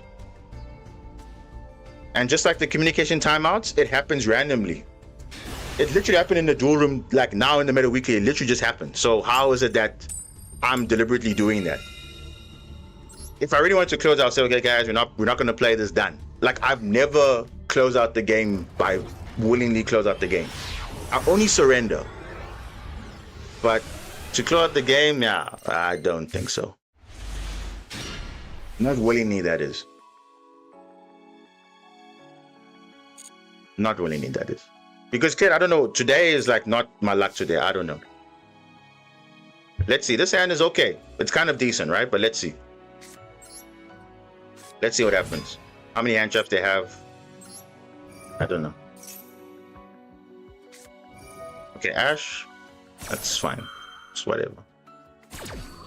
Literally fine. The reason why I did this first, because in case I get drawled, I have a play still. So we can still draw 2 and then we can get something. So we can discard the droplet. So it's not too bad. It's not too bad. Okay, let's see. Okay.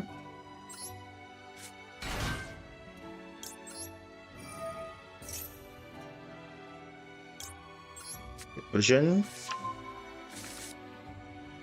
Like you see, this guy's connection is like this. I'm only thinking, okay, is it because now the connection is not stable? Like, look at this. Okay, how do you explain that though? This guy just had an Ash, and I Alt F4s. Come on now, like that doesn't seem normal.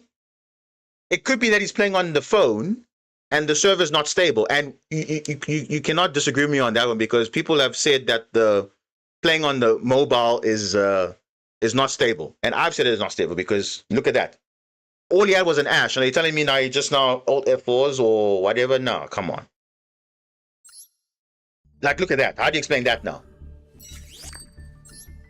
And let's look at the deck. I always say, look at the deck and then see. What were they playing? Mermail? Really? Is Mermail gonna scoop to what? Come on, bro. Come on. Man, if you got to pay the internet bill, hey, you know what? Technically, the internet companies can throttle, or yeah, they can reduce your internet speed. So I have seen that happen, where if you're not paying your internet bill, they can actually cut your speed. Because let's say if you're on a very high speed line or whatever, they can trim it down to like literally nothing. And you're going, oh, why is my internet so slow? Because you got to pay up, bro. A call for dinner? Yeah, well, there we go. Oh, Bacon, I didn't forget about you. Your runic hacker hands. There you go. There's your deck. Take it. Copy it and take it. I'm even gonna screenshot it for you so you can. I'll put it in the Discord so you can literally work on this and optimize this. Runic hacker hands. So there you go. I've taken a picture for you, so you can definitely look at that. But yeah, like I'm saying, this game is weird, guys. The game randomly crashes on you. People get disconnect loss. I remember Omni Reborn in the Meta Weekly, he got a random disconnect loss. How do you explain that? Do you think Omni Reborn would actually disconnect the game? he wouldn't disconnect the game because he's playing in a tournament high stakes matchup, but the game just screws him over. So yeah, I refuse to say that the game is like, is perfectly fine with the servers and everything, because it's actually quite terrible, to be honest with you. Oh, speaking of heroes, oh, look at that. Speaking of heroes, and a big fat Nibiru is on the way. Literally are bad. I'm not gonna lie. The servers are just like the worst ever. Are literally the worst. Yeah. So I have to. Oh, no, I can't Lupus and Nibiru. I have to choose one. I need a hero. Yes, I need a hero.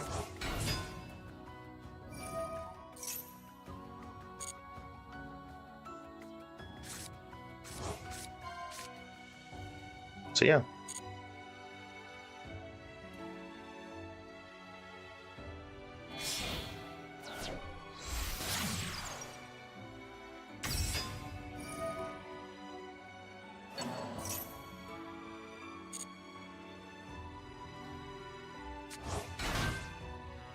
Okay.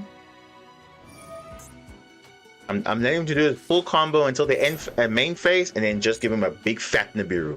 Because that's one thing Heroes unfortunately doesn't have right now, is a negate for Nibiru. So he doesn't know it's Nibiru because obviously now Lupus triggered long time ago, so he doesn't know what it actually is. He probably thinks it's a Firmino or something, or a Kill Tune clip, or unless he has Dolphin for some reason. But guess what? Dolphin cannot be special summon, it can only be normal summon.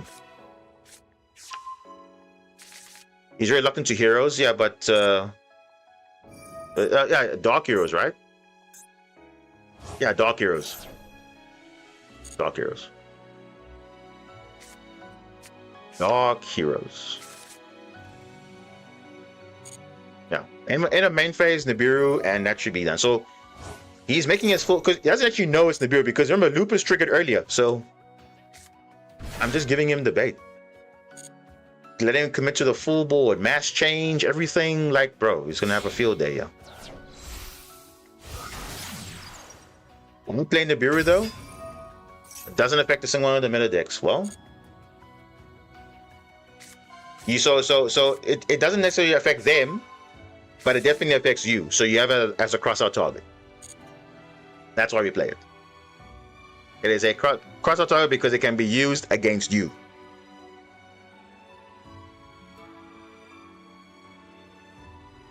The same thing with Duel, ironically enough. We play Duel in the deck not because it affects the decks in the meta, it's because we use it sometimes as a cross-out target.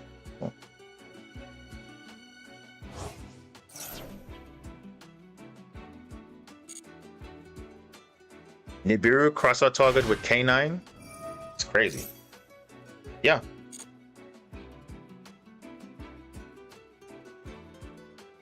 Because the opponent can be a bit smarter and play around that if they have Nibiru plus other hand traps. Always remember that. Not to say we're opening cross out every single game, but when it comes up, it comes up. Mass change. Oh. Yeah, they're making a full board. And they're not gonna like it. Contrast hero, everything. Let them make the full board. Yep, there's the contrast hero.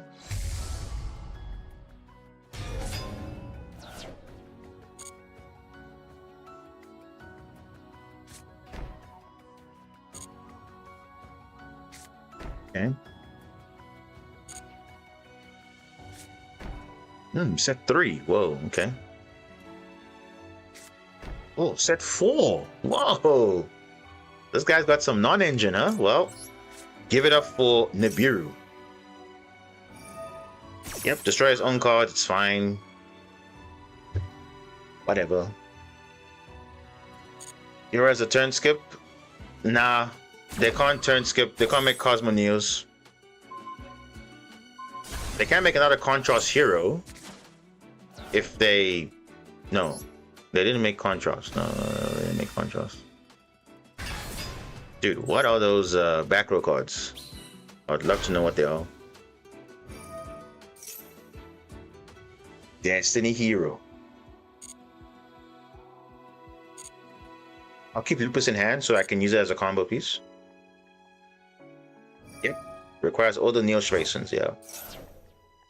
Yeah, so he's summoning a... what's it? A Malicious just to get a... Dark Law. Well, you can say Dark Law is a turn skip technically. Let's see. Ooh, Small World into a Kaiju. You know what? That sounds like something I would do. Okay, so we're not going to shotgun the MSC early because he's going to obviously shotgun the mass change right now.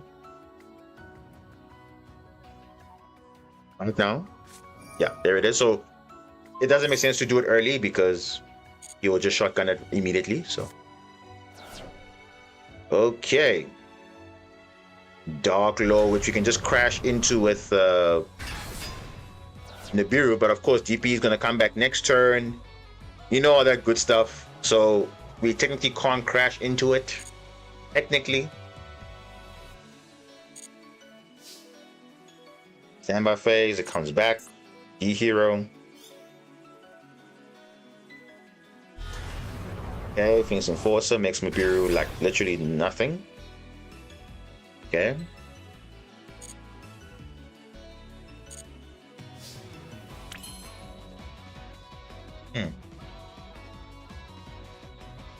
I think I'm gonna Kaiju here, guys. What are these back row cards? That's what I want to know. What are these back row cards? Trumplet. Oh, damn! This guy had everything.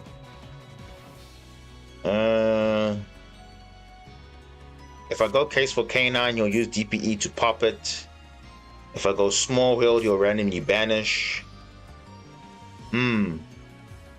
Options, eh? Yeah, because I pretty much can't play under Dark Law pretty much, so let's just Kaiju it up.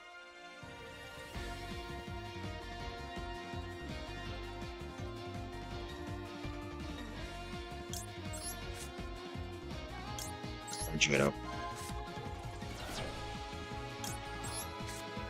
Watch and watch the game randomly banish Kaiju. Watch. Randomly banish Kaiju.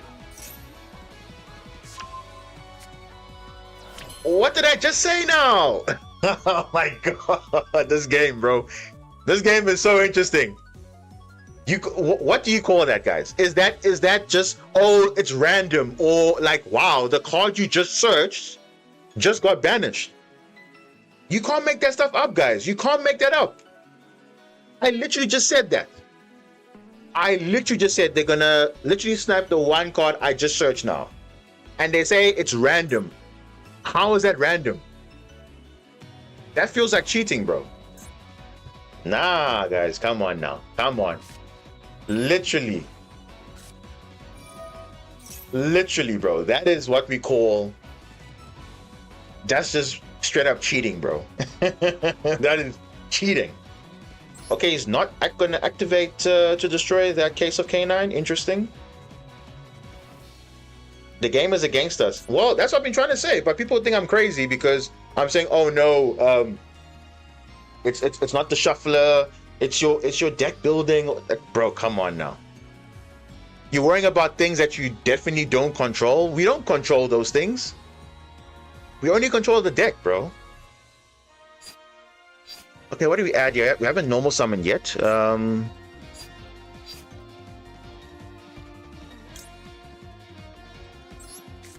Roy.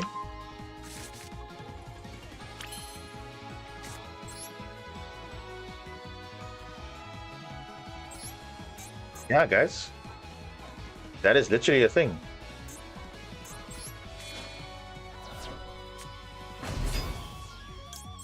Yeah, we're probably gonna get popped here. What do we get here? Because everything's getting banished. It's rough here, guys. Yo, super rough. DPE banish. Yeah, we kind of cooked, guys. we'll just make Typhon and pray for the best.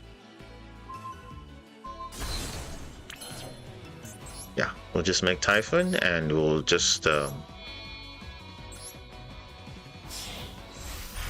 hope for the best. So despite getting the beard, he still had some plays, which is very interesting. I think we'll just spin back the DPE.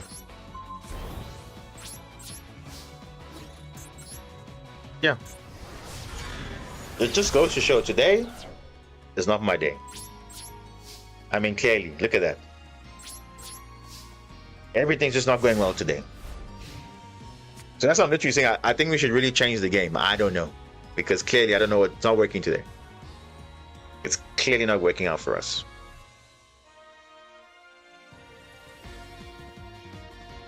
Maybe I should try Marenses on ladder. I don't know. Because clearly the game is saying... What? Huh? This guy had no plays? He just passed? Wait, this guy just passed, right? He did. He just passed with no 2 polys in hand? Nah, bro. This guy's very... Interesting. Okay, let's see. Maybe he has imperms and stuff like that, maybe? What? Wow. Look at that. And that's the one thing that, you know, Heroes doesn't have versus Super Quan. At least Super Quan got some follow-up, bro. But I mean, look at that. He literally dumped his entire Dark deck, Dark Heroes. And yeah, after Dark Law is in the grave and DPE is not coming back, what do you do? Nothing. But still, this game shouldn't have... I don't know. It's weird. Yeah, it's done. We managed to win that somehow. Wait, Docs, you're saying there's the D hero stuff? Are you talking about D Burst? The card that they announced a while back? What about that card? What about that card? D Burst that does something, searches a D hero card, and then if you control something, you can summon a D hero. Is you talking about that card? The promo card or some GX imports or something? Rip my Kaiju? Well, Rip my Kaiju will rip them because they had no plays after that. Clearly. Let's have a look at their deck quickly. Yeah, it's standard heroes, but of course they're playing triple Fusion Destiny, which does have a very big restriction. So their main combos are kind of locked out of that because no Maskiro, no Stratos, no but obviously, I don't know. I think the only thing that can actually benefit from Fusion Destiny, obviously, of course, is Destiny Heroes. But yeah. You're lucky? Yeah, well, guess what? He was also lucky too because he was able to banish the Kaiju. So I guess touche. Right? Touche.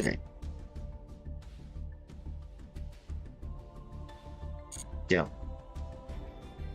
Wait, no, Beyond the Brave set? But didn't it only announce Dark Time Wizard? Or am I a bit behind? Am I missing something? Let me have a look. Let me check the site first. I'm opening up the site.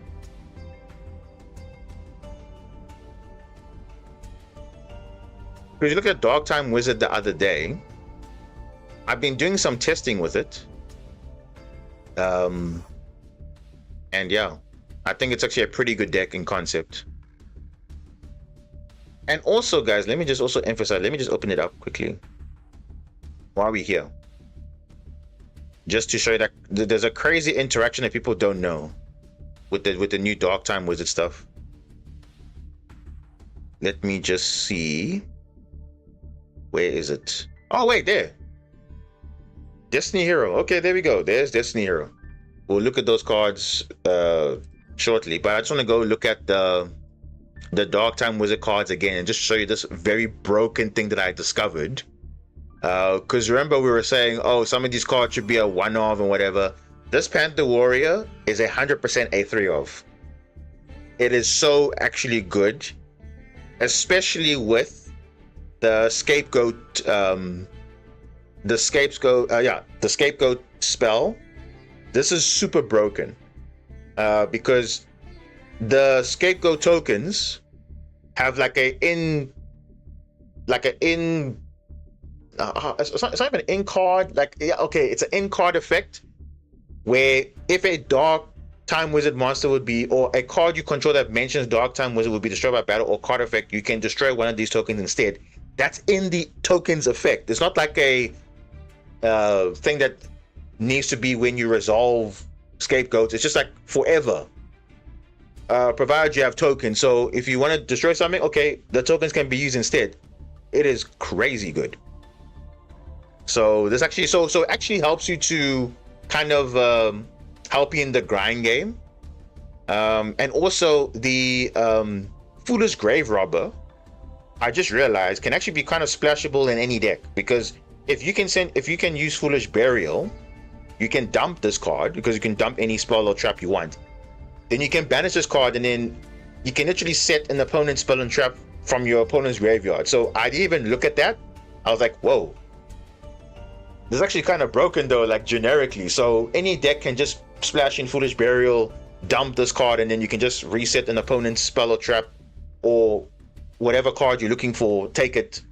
That's kind of generically quite good.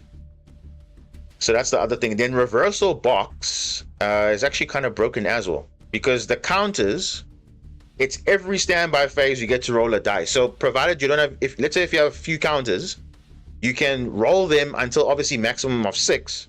But let's say if you use 2 of them, you get to recover them back next turn. So it's actually kind of, because it says once per battle, or when a monster effect activated. So once per battle means if your monsters are multiple times being attacked, you can use these counters over and over again. So it's really cool because you can toss a coin, you call it right, you summon a monster for the deck, and if you do, the monsters become 0 and the effects are negated. So it's actually pretty decent because multiple times you can use this. And I think the main card that I think people did not think about that was actually kind of broken is actually this card here, Graceful Skull Dice. You'll notice it is a quick play spell card, right? But most importantly, the second effect here, where it says if your opponent normal or special summons a monster while this card's in your grave, you can banish this card, target one of those monsters, roll a 6-sided die twice. If the total roll is 6 or more, destroy that monster. That is not a hard once per turn. So if you have multiple skull dice, you can pretty much up to 3 times just every time a opponent summons a monster, destroy it, destroy it, destroy it. So imagine Kill Tune. They summon something, destroy it.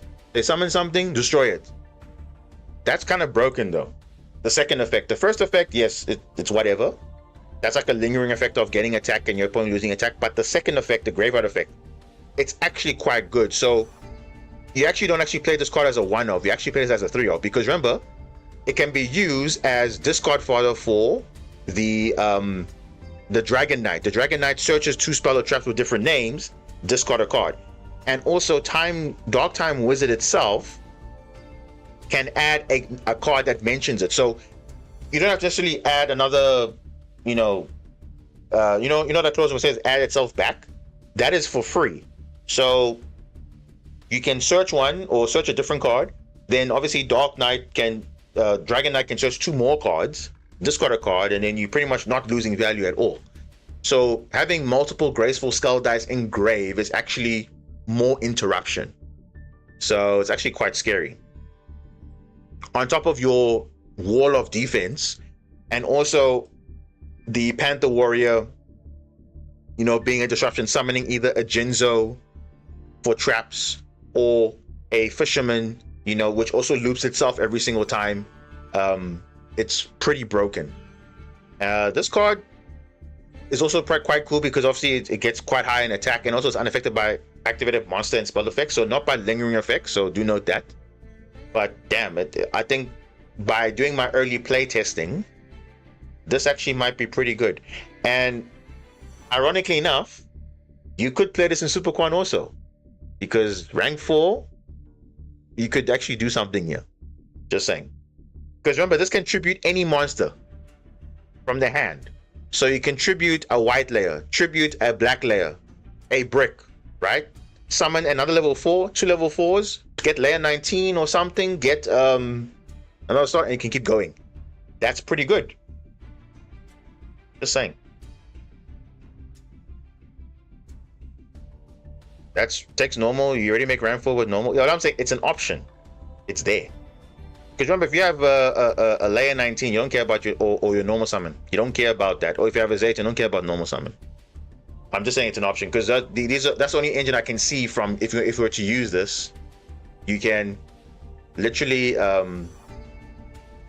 you can go Panther Warrior, tribute anything, summon another level 4, which is this one, make rank 4, and that's it. But of course, this is only the first wave of support.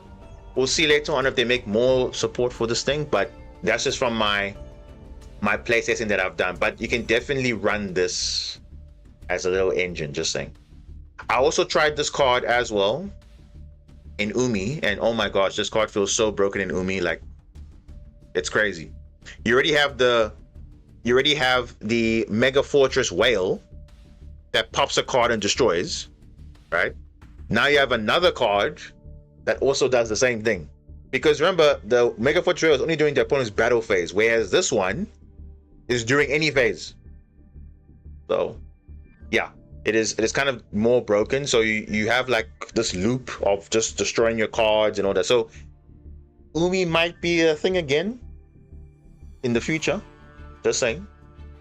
So I like how they just didn't neglect Umi, because you can actually search it in the Umi deck, which is quite nice. So cool.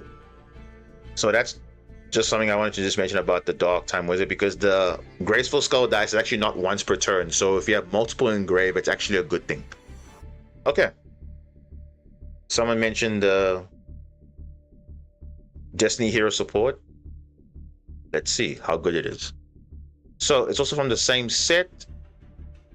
Beyond the Brave, Destiny Hero. 5 new cards. And this one looks like a... Whoa. Wait a second. Destiny Hero Death Dogma. Is this basically the retrain of Dogma? Oh, wait a second. Destiny Hero... Wait. Where's Dogma? There it is. Destiny Hero Dogma. Cannot be normal summon or set. Must be special summon from your hand by tributing 3 monsters. Okay, that was generic. At least a D hero monster. Then during your standby phase, no, once per turn, if you control the face-up card during your opponent's next standby phase, after you summon this card this way, you have your opponent's life points. Okay, that wasn't really too practical in general to use. So let's see if the new Dogma does anything. So level 8, 34, 24. Okay, big stats. Cannot be normal summon or set. Must be special summon from your hand or grave. So it's even useful if you can dump it to the grave by some other means. By banishing 3 warrior and or dark monsters from your grave. Say what now? That's actually a lot easier to summon. Actually, yeah. You can only summon Dogma once per turn. So it's actually quite easy. This is super easy to summon in Hero. Wow. If summoned this way, you can activate this effect. Inflict 2,000 damage to your opponent during the next standby phase. Okay, so it kind of correlates with the effect of the OG one, because you're already having your opponent's life points and you're also burning them. So potentially you could actually FTK. Potentially. Which is kind of disgusting. And then once per turn, when your opponent activates a card or effect, quick effect, you can fusion summon 1 dark or warrior monster from your extra deck by shuffling its materials from your hand, field, or grave into the deck. I'm not gonna lie, it's kind of generic though. So it might not be only good in the D hero deck or heroes in general. It might be good in any dark deck or warrior deck. But obviously you must first summon by obviously tributing by banishing 3 warrior and or dark monsters. So actually it could be used in some other decks. I think fusion specifically, because you can shuffle them from hand, field, or grave, which is not bad. So it could be very good for the hero deck. I think it's easy access to DPE, because now instead of focusing on making DPE as your end board, you can just make it during the opponent's turn, which is like even more broken. So you can just focus on, okay, maybe using Fusion Destiny or something. You can dump this, do your hero combo, get Dark Heroes in Grave or Warriors, which is quite easy in the deck, and you summon this guy. Then your end board is Death Dogma, and then on your opponent's turn, when you activate a card or effect, you just shuffle the materials back, and then you get your DPE. Nice. Or you can just go DP straight away and then just combo from there still, but I think this is a good one-off. Very good. Okay, Destiny Hero Doom Liege. Is this the retrain of Doom Lord? Yes, it is. I think it is. Let me just... I know my D heroes quite well. I know them quite well. That fusion can, they can fusion without spell cards. Yeah, basically that's what Konami is doing. Now they're saying, no, who cares about polymerization and all those things? They are just giving them built-in fusion now. That's kind of insane. Let's see. Where is the Doom Lord? Where are you? Yep, Doom Lord. I know it very well. Okay, let's see how this one is to the retrain. If this card's normal or special, you can target a monster your opponent controls, banish it to the next standby phase. Okay, that's actually a good interruption because it's on normal or special. You can send a D hero monster from your deck to the grave. Wow, that is so broken. That's literally like you can send malicious for cost. Are you kidding me? What? This is actually a 1-card combo actually. Add 1 Clock Tower Prison or Clock Tower Prison City Dark City from deck or grave to your hand, and you cannot summon special summon for the rest of the turn except Dark Heroes. You know what? I think low-key Dark Heroes might actually be a thing now, where you just like playing Dark Heroes period, then you can actually play like all the good stuff. Because I think the issue I had with with the hero cards in general is that obviously there's the E heroes, Destiny heroes, Vision heroes, Mask heroes, but the problem is they're playing too many different attributes. And I know some people were saying, I know one of the guys who I know plays heroes, he said, no, but I wish I could play like cards like Impulse and Dominus Spark and all these things. But I think now you actually could, because if these cards are good, obviously D heroes might actually be a thing, and then obviously you can play of course the good Omni heroes that can be splashable in this deck, and then you can actually technically play Dominus Impulse. Technically you could, because you see you are locked for the rest of the turn except Dark Hero, so it's like you might as well just play Dominus Impulse at that point because you can. So this is actually a really cool 1-card combo for D heroes now, because you can send Malicious, and then you can add at the field spell Clock Tower Prison, and then there's a new one, I believe. I think so. So that might actually be useful. Very nice. Good starter for the deck. Destiny Hero Dreadnought Servant. Okay, level 3, 400, 700 defense. If you control a D hero monster or a face-up field spell, very generically, you can summon this card from your hand, then destroy 1 card you control. And if you do, add a poly from deck to hand. Okay, so now you have another way to search poly though. But the question is, can they search Fusion Destiny? Because I think that's like kind of the main play with this deck is like all about Fusion Destiny. But yeah, okay, it's pretty good. Destroy a card you control. Okay, let's see if there's any cards that you want to be destroying. If you special summon a level 8 Destiny Hero monster, you can banish this card from your grave, target a card your opponent controls, place on top of the deck. Why would you do that? Place on top of the deck. Okay, that's and then they just draw it again, and then all right, it's fine. But if it's an extra deck monster, then obviously it goes to the extra deck, I guess. So okay, interesting. Destiny Hero Dreadnought. Oh no, did they just retrain that card from the Clock Tower Prison? I think they did. Oh boy, I think they did. The one that has unknown attack, I believe. Where's that card? Yeah, this card here, Dread Master. No, is it Dread Master? Yeah, it's summoned by the effect of Clock Tower Prison. Yeah, so this is a card that you summon with the counters, and then it gains. Yeah, the attack of this card becomes equal to the combined attack of all other D hero monsters you control. So it's only on the field though, which is wasn't the most amazing thing. And also, Clock Tower Prison was very slow, like super slow, because during your opponent's standby phase, place a clock counter. By that point, they would have dealt with it, and then there's no real incentive. So we hope the new field spell, because obviously it's clearly the other card that searches as a field spell at this point. So we'll see how good it is. We'll see. But anyway, this is the retrain of Dreadnought. It's level 8 Dark Warrior, unknown attack, 2800 defense, 2 level 5 or higher D hero. So it's a Fusion Destiny target, which is pretty nice. Must either be fusion summoned, okay, or summoned from your extra deck by attributing 1 Destiny Hero Dread Master. Okay, just summon that guy out nice and easy. You can only special summon D Hero Dreadnought once per turn this way, no matter which method you choose. Okay, it's cool. If this card special summon, you can add 2 D Hero monsters and or cards that mention a D Hero monster's card name. Say what? That's crazy. But does it mean you can search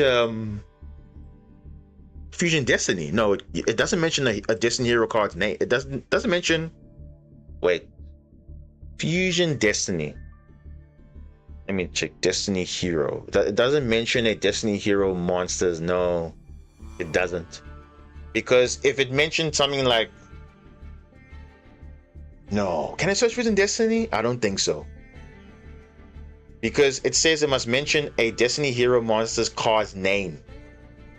Oh, dude, they could have just like, if they just not had that clause, they could have searched technically D Hero.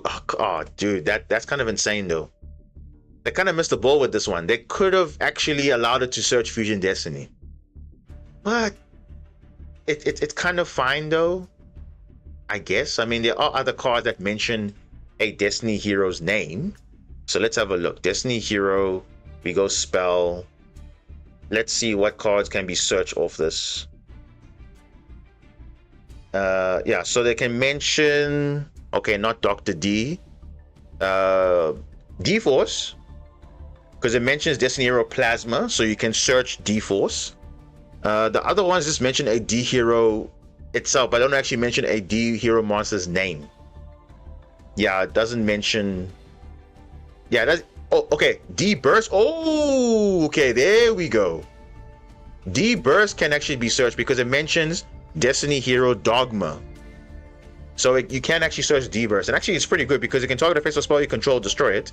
And if you do, draw one card. Then if you control a Destiny Hero monster, summon a Destiny Hero from your hand, grave, or banishment. Okay, D Burst actually is making sense now in this deck. Okay, cool, nice. So you can either add monsters and or cards that mention a D Hero monster's name. So that's actually pretty cool. And then the attack of this card becomes the total original attack of all other D Hero monsters on your field and graveyard. Say what now? And grave? Dude, that is literally easy. Super easy. And remember, it's original attack, so this thing can be huge. Holy, okay. So let's see, how does this trigger now? Let's see. Okay. Oh, this card is good. This is actually better than the original. Way better. Searches 2 cards, and it's basically a large attack monster, which is kind of good. And yeah, nice. Okay, Clock Tower, Prison City, Dark City. So it's pretty much the retrain of Dark City. Okay, so you notice how Konami is retraining field spells. Why not give us a field spell retrain for Marinces? I'm just saying. Anyway, because I think we need it. Definitely. If this card was activated this turn, you can add 1 D Hero monster or 1 card that mentioned a D Hero monster's card name from your deck to hand. So again, the same thing with the Dreadnought. It has to mention a Destiny Hero card monster's name. They could have just said that mentions D Hero in its text. That means you can search Fusion Destiny, but no, they won't do that because that's gonna be a 1 card Fusion Destiny if they could do that. But this is still good.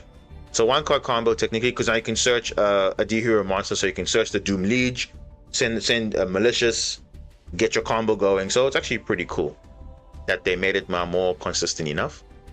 And then they say you can use the 1st and 3rd effect of this card's name once per turn. Okay, that's fine. Each time you summon a level 8 or higher Destiny Hero monsters or warrior monster you control, gain 300 attack, and it's permanent. It's not like till the end of this turn. It's just a permanent.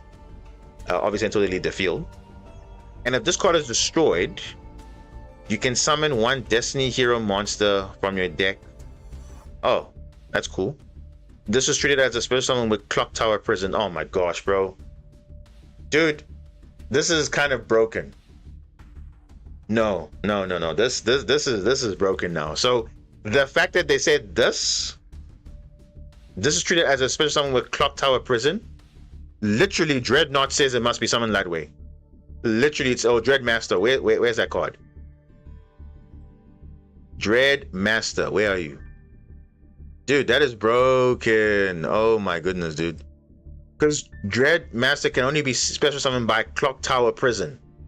So you summon this, and you just tribute it to make the other guy, and you search 2 cards. Huh? And how do you destroy it? You basically destroy it by this card here. The Servant. Wow. Okay, I think Konami knew what they were doing with this. Oh my goodness. They actually made Clock Tower Prison not like so bad. Because the field spell is just better than the original Clock Tower Prison. So, oh, that is broken, dude. And it's actually a 1-card combo to be technically also, because you can field spell, add this. Because you control a field spell, you summon this card, then destroy the field spell, summon the Dreadmaster, and then you make the dude, what? Dude, why do I know this combo now all of a sudden? This is kind of crazy though. This is actually really good. Oh my goodness, this is good. Because you either have this as a 1-card combo, and also you have the fields. Okay, so technically this is your combo. This, it starts with this guy. Right? But this is very, very good now, because this is actually like 100% 3-0, because now this will search your field spell search this can summon itself, destroy the field spell, summon the Dreadmaster, and then you just make it over the Dreadmaster, and you search 2 cards, and you can search Plasma. Dude, that's crazy. Do your hero combo, whatever, and then end with Plasma. Oh goodness, with D-Force. Ooh. And this cards on field is going to be huge. So yeah, good luck. Dreadnought, DPE, Plasma. Oof. And then don't forget about the Mask Heroes as well. Damn, bro, this deck going to be scary. And that's in 5 cards. And just like that, 5 cards that make D Hero from whatever to actually something relevant now. That is good. Damn, bro, this is kind of disgusting though. Damn. Okay, D Hero is actually on the menu again. It's D time. It is D time. So yeah, don't count Aster Phoenix, my boy, with the D Heroes, because I mean people have been using Plasma and all these nonsense cards for non-D Hero decks. Now actually D Hero might be a thing. So you know what? And not just for D Hero, but I think Dark Heroes in general might actually be a actual deck, because now you have actually all the cards to actually play a actual Dark Hero focused deck, which is kind of insane, because you can play cards like Impulse, you can play cards like Dominus Spiral, which is really like very good, powerful hand traps. And it actually makes heroes can actually have a way to play more hand traps than before, or more non-engine. Because you can just play a nice little compact, you know, Dark Hero engine. Of course, 3 Fusion Destiny is also going to be a 3 of. So yeah, definitely expect some combo videos from, you know, obviously the hero experts. I know I watched some of them on YouTube. Grand Magus is one of them. Omni Reborn, Jaden BR, those guys, I'm sure they're already on top of this, making combos already. So definitely, if you want to find out more how this actually plays out, check out their channels. Shout out to them, because they are the real Jadens, even though they don't really want to give heroes like a lot of support already, but it's fine. I think it's good that they're getting more identity to heroes, because I think before heroes was just okay, yeah, all this like nice stuff, but does it actually, you know, coherently play, and I think it's actually slowly but surely getting there. So now Dark Heroes is actually a thing. Omni Heroes is still good. Mass Heroes is slowly but surely coming together. It's actually nice. So I think all in all, this is actually really cool. Yeah, really, really cool. Dreadmaster's effect actually turns off DPE's interaction. Dreadmaster? What is Dreadmaster? Actually, let me look at this. What does Dreadmaster actually do? After this card is special summoned for the rest of the turn, Destiny Hero monsters you control cannot be destroyed. Also, you take no damage when they battle. And the attack of this card, okay, that's fine.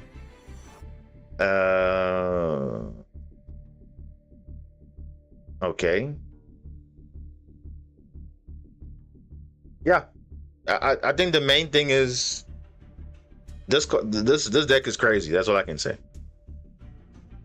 And we also have yes, that's very true. We also have the evil heroes as well. So kind of, in a way, there's a world that you can actually play a full-on dark hero deck, and you can actually play like good cards, and you can still make the mask heroes. You can still make all. I mean, if we just filter by when we just say hero, right? We just say hero, and then we filter by dark. Okay. Look at all these good cards you can play.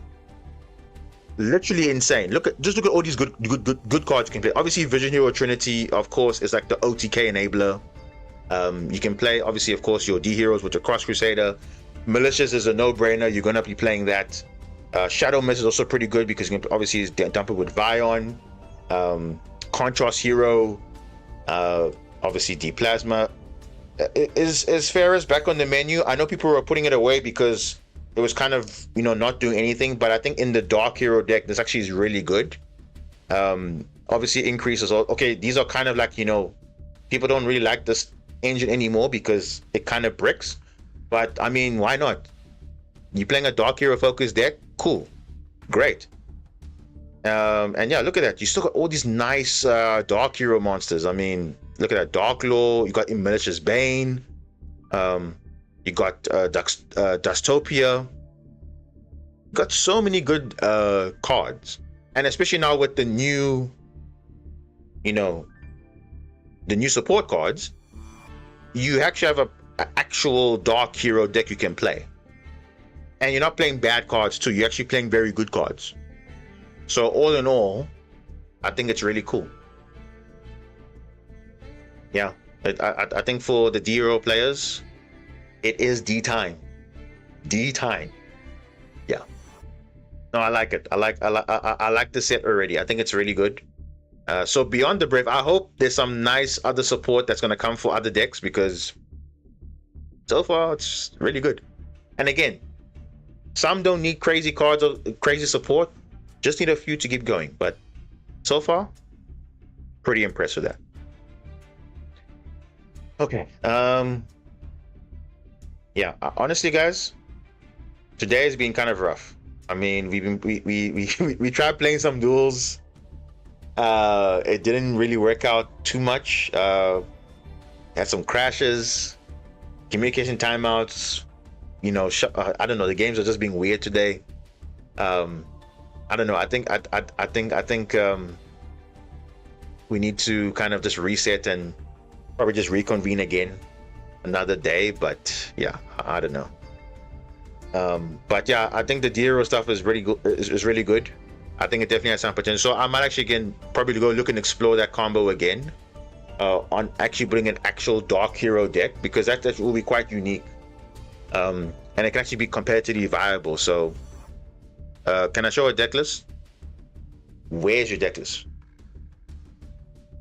Is it the Runic Hacker hands that you built? Where is it? Or do you have it on your profile? So look, top of replay. Let's see. Where are you? Somewhere down here. There you go.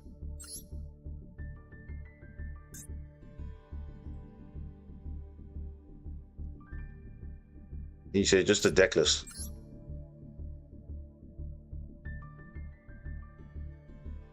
Yeah, I want to explain why it doesn't work.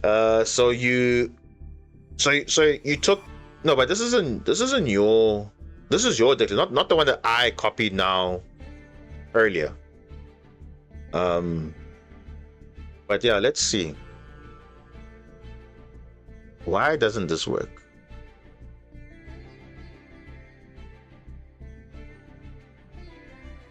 One engage, 2, 3 Widow Anchor. Because I mean, the whole gimmick of the deck obviously is to take control, right? And then what? Maybe play what's the card? Change of Heart. That's like a guarantee take control, and at least it forces interaction. So if you're not liking the Sky Striker stuff, deck out opponent, yeah.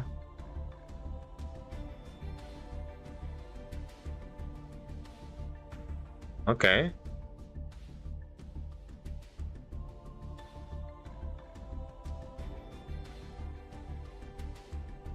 Runic Heckerhands. And I think people are not thinking about it, but it may be a thing. I don't know.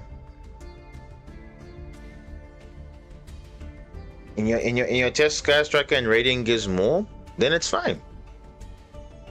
It is fine. The same way you said, okay, why am I playing Radiant in my deck? It's the same thing, because remember, they do something. They bait out interruptions. That's why we play these cards, even though they are bricks. They force out interactions, because it literally gives you a point. Okay, what are you actually playing? You're playing Radiant, you're playing Canine, and now you're like, what? Why did I interact with this? Because that's the thing of playing multiple engines. You are trying to almost confuse your opponent, because you know if this guy is playing obvious A, he's playing let's say Super Quan. Of course, you're going to Ash Blue Layer, or Ash the Alphen, or Ash the Zayton. But now if you play other cards, you ask yourself, okay, these are meta relevant cards. You don't want to let them do full stuff.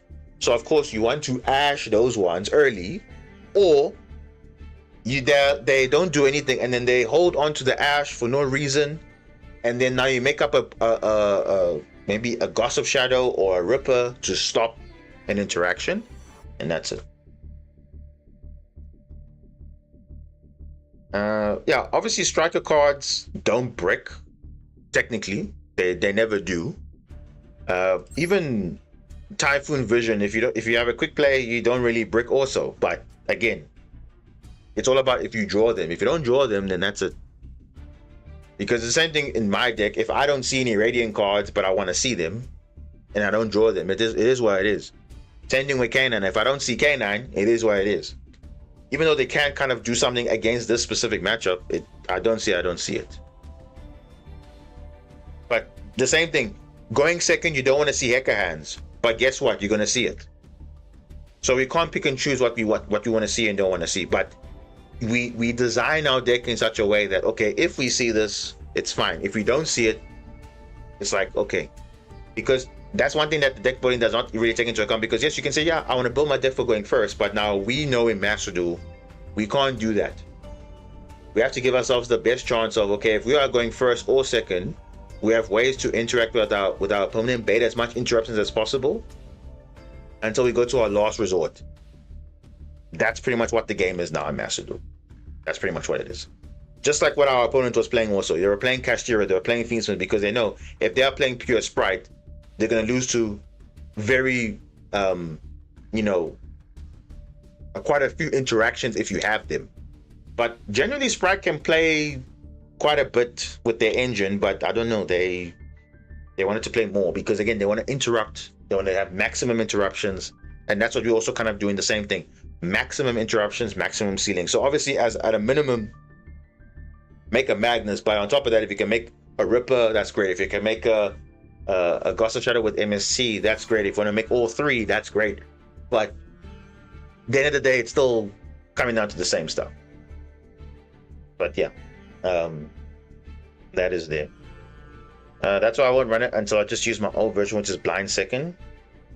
and also beat super heavy combo and only lost to Ash. Well, there we go. You do what works for you, and that's it. That's what I say for me. That's what I keep saying to you guys. As much as yes, the deck I'm playing might feel like, oh, it's a lot of bricks or whatever, but those bricks are, unfortunately, we have to play them. Whether you like it or not, we have to play them. Yeah, some of the stuff, the non-engine you can change out, but in terms of the engine pieces, you gotta play those cards. It is what it is. Oh, Joel, you here? Would you like to test out the plasma mechanic? I mean, if you are available, sure, we can test it out quickly, because I think we didn't get to it that time. Because you can get into a duel room, you can make plasma turn 1, I'll make a Magnus turn 2, and see what actually happens on field. Because I believe someone said last time they made a Liger Dancer while plasma was on field and they were affected by it, because I think that is it. So I'll tell you what, let's do that. But now the thing is, yeah, let's make the duel room. Oh, I'm creating one, not entering one. Yeah, sure. Let's just do that. Yeah, so I'm ready when you are. There we go. So make a plasma. When you get to plasma, stop, and then I will. Hopefully, I get a hand I can play into a.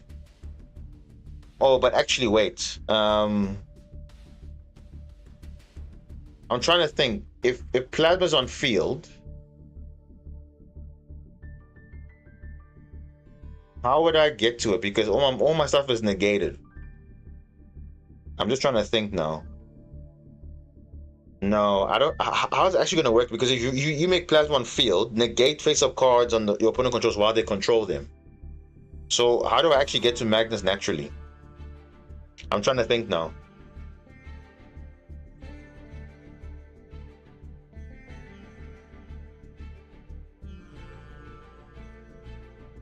The thing is, they're going to make plasma, but I can't make Magnus though, because they will negate my card. You will negate my monsters on field, so I can't like rank up and all those things.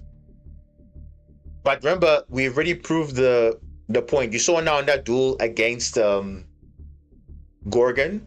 Gorgon is, even though it negates the monster, it didn't affect Magnus because Magnus was already on field established. So that I explained that day that if Magnus is already on field, any activated effect does not affect Magnus. So even if it's a lingering effect afterwards, it's there. What to do is all your players to summon Magnus, and I'll make plasma before you summon. Okay. I think I'll set up the board and then you just go from there. Let's just do that.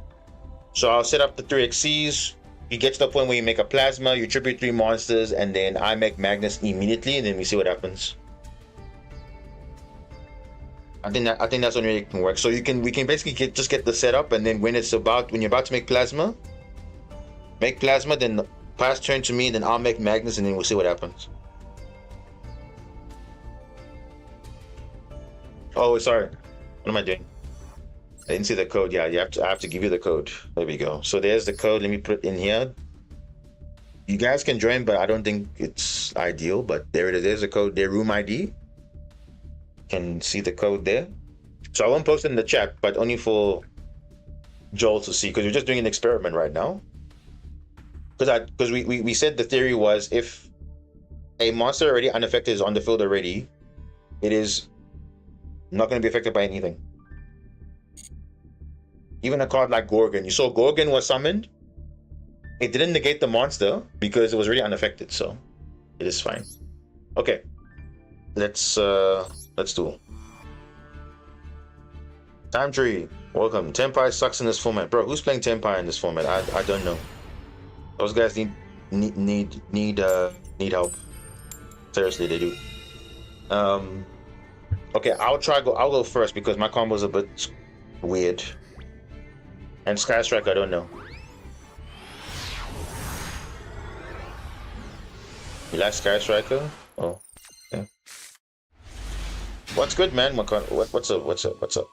Okay, so we have actually good hand here. So let me just do the setup here.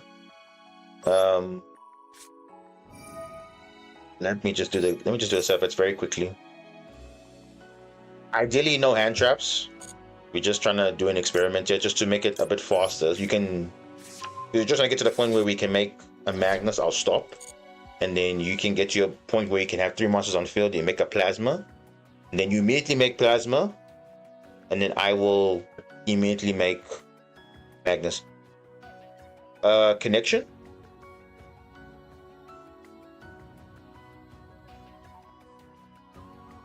Is everything good, Joe? What's happening? Whoa, bro. What's... Oh, okay. You don't ever play. Yeah, that's kind of the thing. Yeah, that's kind of the thing. If you don't ever play, then yeah, that's kind of... so, yeah. So I had to play, but remember, we did say that we're gonna play and we're gonna keep going until you have a play. So not to say, okay, outright you're gonna have obviously in your hand, opening hand, plasma. I will stop until I can make a Magnus. I will keep passing turn until you can make a play. So even if your hand is bad, just keep going. Like right now, you see my hand is bad, so I don't have a play. But you can keep going. I mean, otherwise I can make Canine, but that's not gonna really do anything. Yeah, I don't have a play. Because remember, your priority is to make 3 monsters on field with plasma in hand. Once you have that, pass turn every time. That's it. Because right now my hand is not really doing anything right now. Yeah. It might take a while, but oh, okay. No, I still don't have a play, so I'll just keep passing turn until you have a setup where you can make 3 monsters with plasma in hand. I can have a setup with the field spell, 3 Xyz monsters, then I can pass also. Then basically we pretty much have the setup. So it's gonna take a while, but yeah, go for it.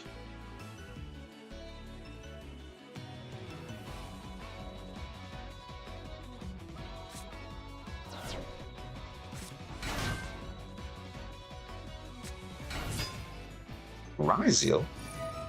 What?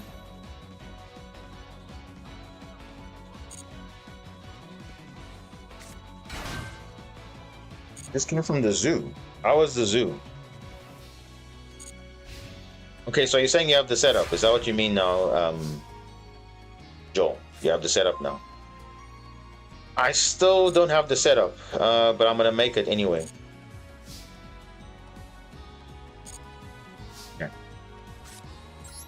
So I technically have the setup, but I don't. If that makes sense.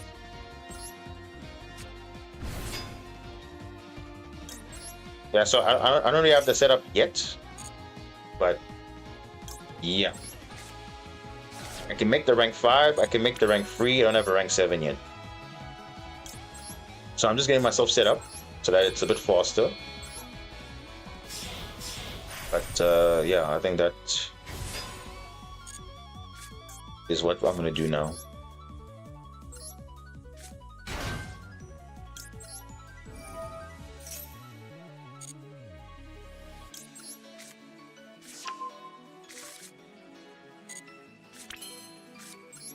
Maybe I might even draw 2 here, just to make it a bit quicker with Swen. Just to make it a bit quicker so that I can accelerate making Magnus. Yeah, I think I'll do that because it's going to be much quicker. Just to thin out my deck a little bit. Okay, now I can do it. Now I can do it. Yeah, so pretty much ready when you are, because I do have the combo now.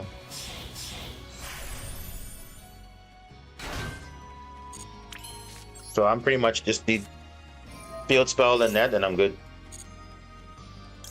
Literally good.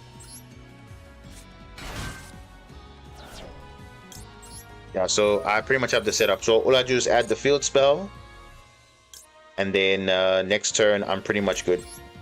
So when you already have plasma, you let me know. Yeah, so I'm pretty much done. I'm fine with that banish, because the main thing is the materials. What happens if you are there? I mean, yeah, I could have attached, but that's not the point. It's fine.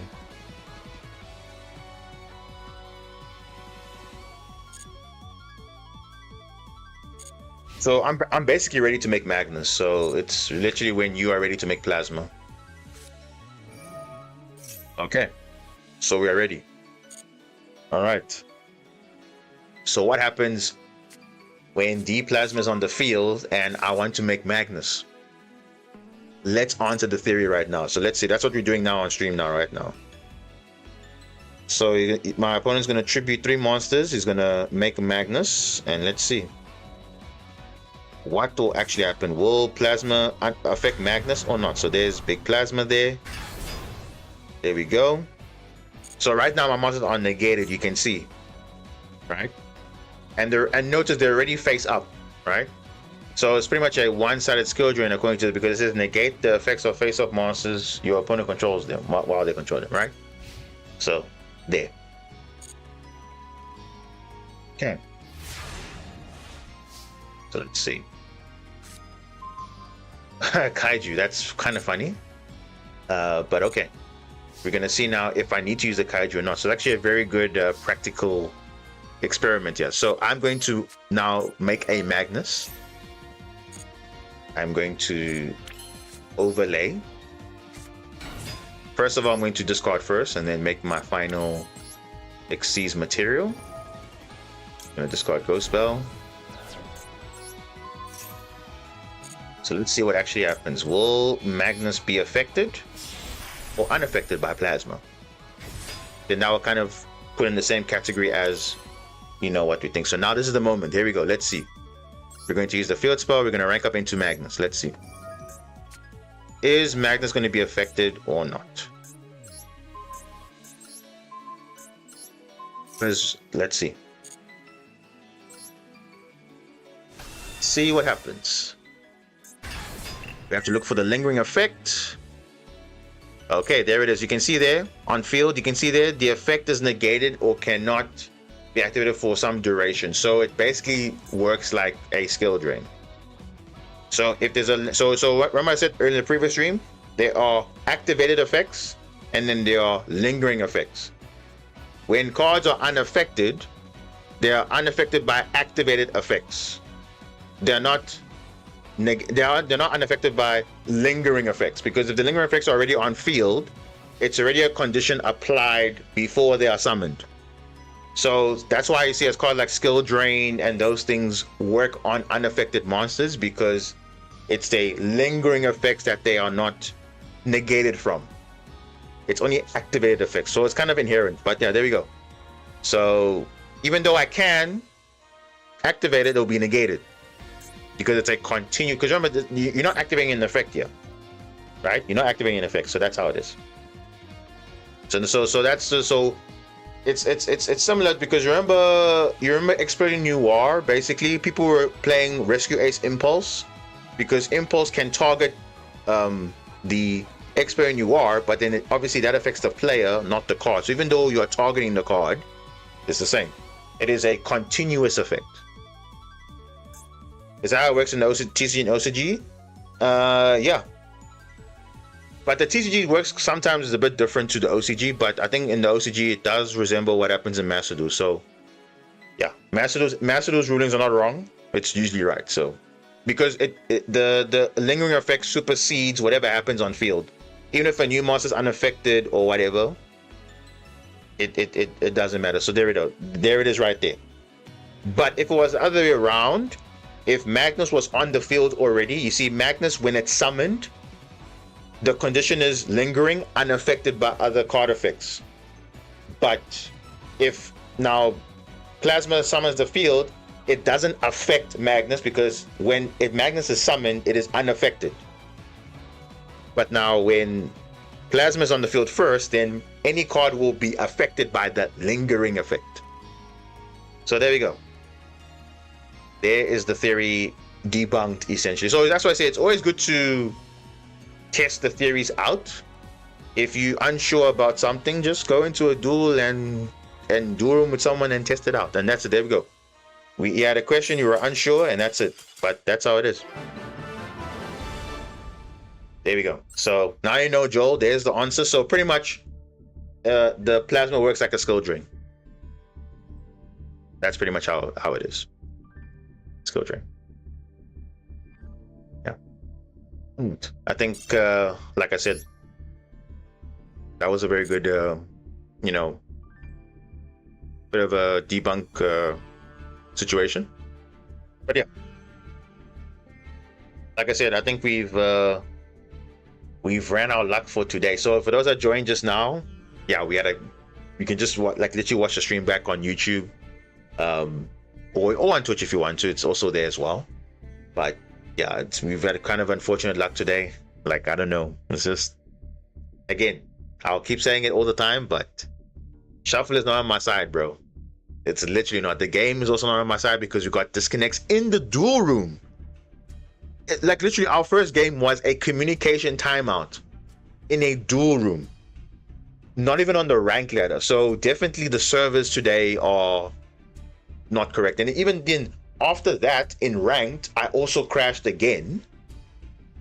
But, and like I was saying to chat also, I wouldn't deliberately just quit the game.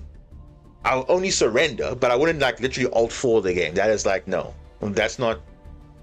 In all my games I've never done that. So it's not like I will willingly do, especially if it's my turn, I'm playing the game. I'm trying to make a combo here. Even if I mess up or whatever, I'm still going to be in it. I wouldn't just randomly just close the game. It just wouldn't make sense. But there we go. It is what it is. But that's the facts, bro. So I'm just saying, because people are saying I'm crazy because I'm blaming the shuffler all the time, but literally you can see for yourself. It just doesn't make sense. You saw my opponent against Sprite today. Game 1 and Game 3, they had straight gas. Game 2, they had full loss and Perulia when I'm going first. So every time I'm going first, I'm either getting forward or Perulia'd, or the hand is not so optimal. But for them, when they go first, full gas, bro. They pretty much had they pretty much had an identical hand both games, which is crazy. But anyway, yeah, I couldn't activate Lupus in the graveyard after activating Izuna and Ghost Spell. Time Tree, you fell into the trap also. You fell into the trap of also how rulings work. I'll explain that just now. All right, Joel, thanks. Appreciate that. And also, happy Mother's Day to all the mothers out there. So definitely spend time with your mom if you can. Because I had a nice phone call with my mom earlier. So yeah, it was really nice. So that's nice. So here's the thing, right? You didn't ghost spell your own card. Are you sure? Because let's look at the ruling again. Let's open up a deck quickly and let's look at ghost spell.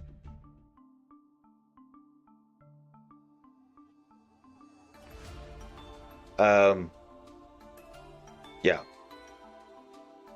Ghost spell. So what is the ruling of ghost spell? So it says when a card or effect is activated that includes an effect or any of these, quick effect, you can discard this card, negate that activation.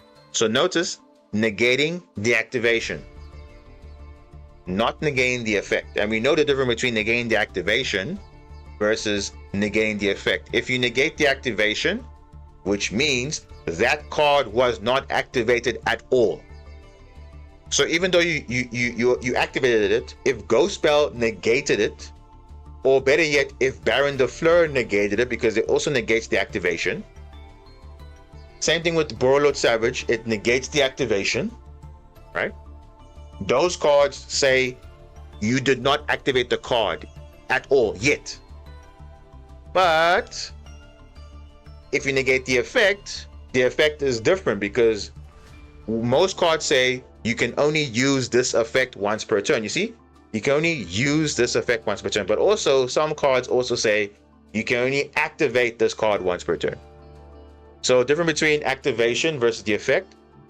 If the activation is negated, you can activate it again, right? But if you negate the effect, you can't use it again. So let's read that with K9 now. What does K9 say? Okay. If, or during the main phase, if your opponent has activated a monster effect in the hand or grave this turn. If your opponent activates. So you can see what happened if your opponent activated. So if the activation was negated, you can't say you can use Izuna. So what happens is if you have, let's say, a ghost spell and Izuna in hand. Let's say you have a bestial on your opponent's side. The opponent wants to bestial you. You chain ghost spell because ghost spell can prevent the banish. But Izuna is activated in the same window. You cannot obviously activate Izuna and ghost spell in the same chain link. You can only negate, you only choose one. If you choose Izuna, which means you're allowing the activation to be activated and resolved. But if you're using ghost spell, you are negating it, you are negating the activation. Thus, Izuna does not register that as being activated because it never actually happened. So that's why, in your case, you could not activate Lupus in grave because your ghost spell negated the activation. So that's how it interacts. If for Izuna to work, right? If it said if your opponent activated a monster effect, right? If that word activated wasn't there, right? Right? If it said maybe if your opponent's monster effect on the field resolved this turn in the hand or grave, you see, resolved, right? Then it's different. But that could only be if it resolves, which means you activated the card already. Ghost spell says no. The card never existed, so you do not get to trigger this effect because you didn't activate anything. So always remember that with the ghost spell and the Izuna and Lupus. Because Lupus is the same thing. Also looks at if your opponent activated a monster effect in the hand or grave. So what happens if only two hand traps were ghost spell and Izuna? Well, remember, ghost spell is activating, right? So this is fine because obviously if you activate ghost spell, let's say you use Call by the Grave and then your opponent uses ghost spell. Remember, there's nothing negating ghost spell because you're activating ghost spell. So because you're activating ghost spell and it's resolving, Izuna is going to be live because you've activated a ghost spell, right? So that's there's nothing to say about that. That's just how it is. So if you only have ghost spell and Izuna, so if ghost spell on your opponent's side result, because obviously it's all about your opponent. It obviously can't be yourself because you see, Izuna says if your opponent, it's not you, it's if your opponent. Same thing with Lupus, if your opponent. So it can only be from your opponent. It cannot be from you. If you have a ghost spell and Izuna on your side, the ghost spell is kind of useless because you can negate their activations, but it will not trigger your own Izuna. It will trigger theirs, right? But obviously, if you're using ghost spell and they have an Izuna, then it wouldn't work because ghost spell is negating whatever it's been activated. So that's not triggered. Right? But you see, obviously, if ghost spell is the only card in the chain, cool, fine. But if ghost spell is responding to a monster effect in the hand or grave that is a chain link 1, Izuna or Lupus will not be live because the activation is being negated. On the original of the chain, nothing was activated, thus Izuna never saw anything activated from the hand or grave. Lupus as well, thus doesn't trigger. So again, rulings that are confusing, but there it is.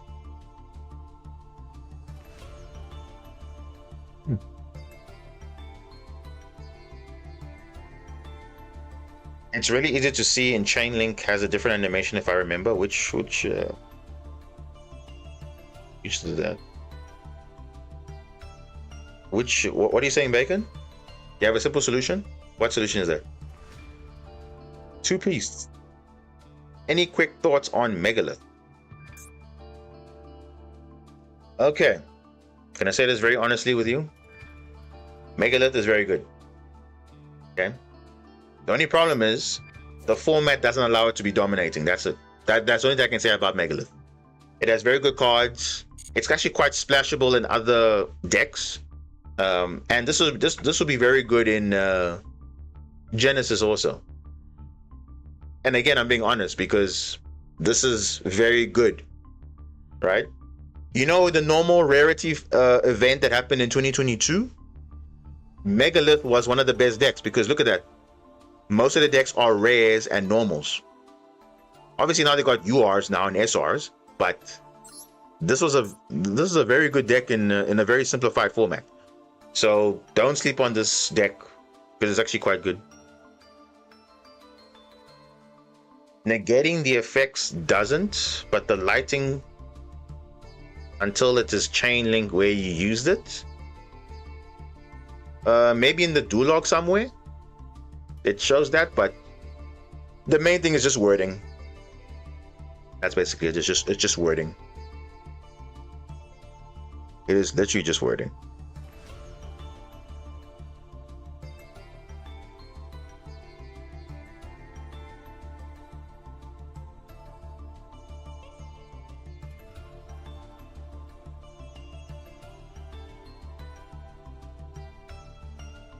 The thing is, the deck is really strong. It really is. This card is custom, right? Because it fixes something that most decks don't even have. Because same thing with Ancient Gears. Ancient Gears is also in a very good spot, but the problem is the format doesn't allow it to shine. But once the new train support comes, I might play Ancient Gears again because that is a deck that people sleep on. And when certain cards are in play, you can't stop it. So I'm waiting for the train support, then definitely Ancient Gears is back on the menu again. Because you can actually play going first and going second. But this is a very good card. Right? It's got everything you want. You can obviously have an effect that you can activate cards of effect in response to Megalith ritual monsters. It's an Omni Negate, and also you can also tribute a card. It does so many things. It's literally everything you want in one. But you see, the format's not allowing it to shine because there's just better things out there. I think I'm going to play Unchained again. Look, that's what I'm saying. There are a lot of decks that really want to shine, but of course, other meta decks will just, power creep it. That's just the reality. So we'll see. But anyway, I'm done for the night. So yeah, we'll pick it up on the next stream. But yeah, thanks so much for tuning in, everyone. I know it was a short one, but I think it's a sign. We have to take a break, and we'll pick it up on the next stream. So yeah, definitely stay tuned for that. And yeah, have a good week ahead. And this is Duel signing out. Have a good night. Have a good day. Peace.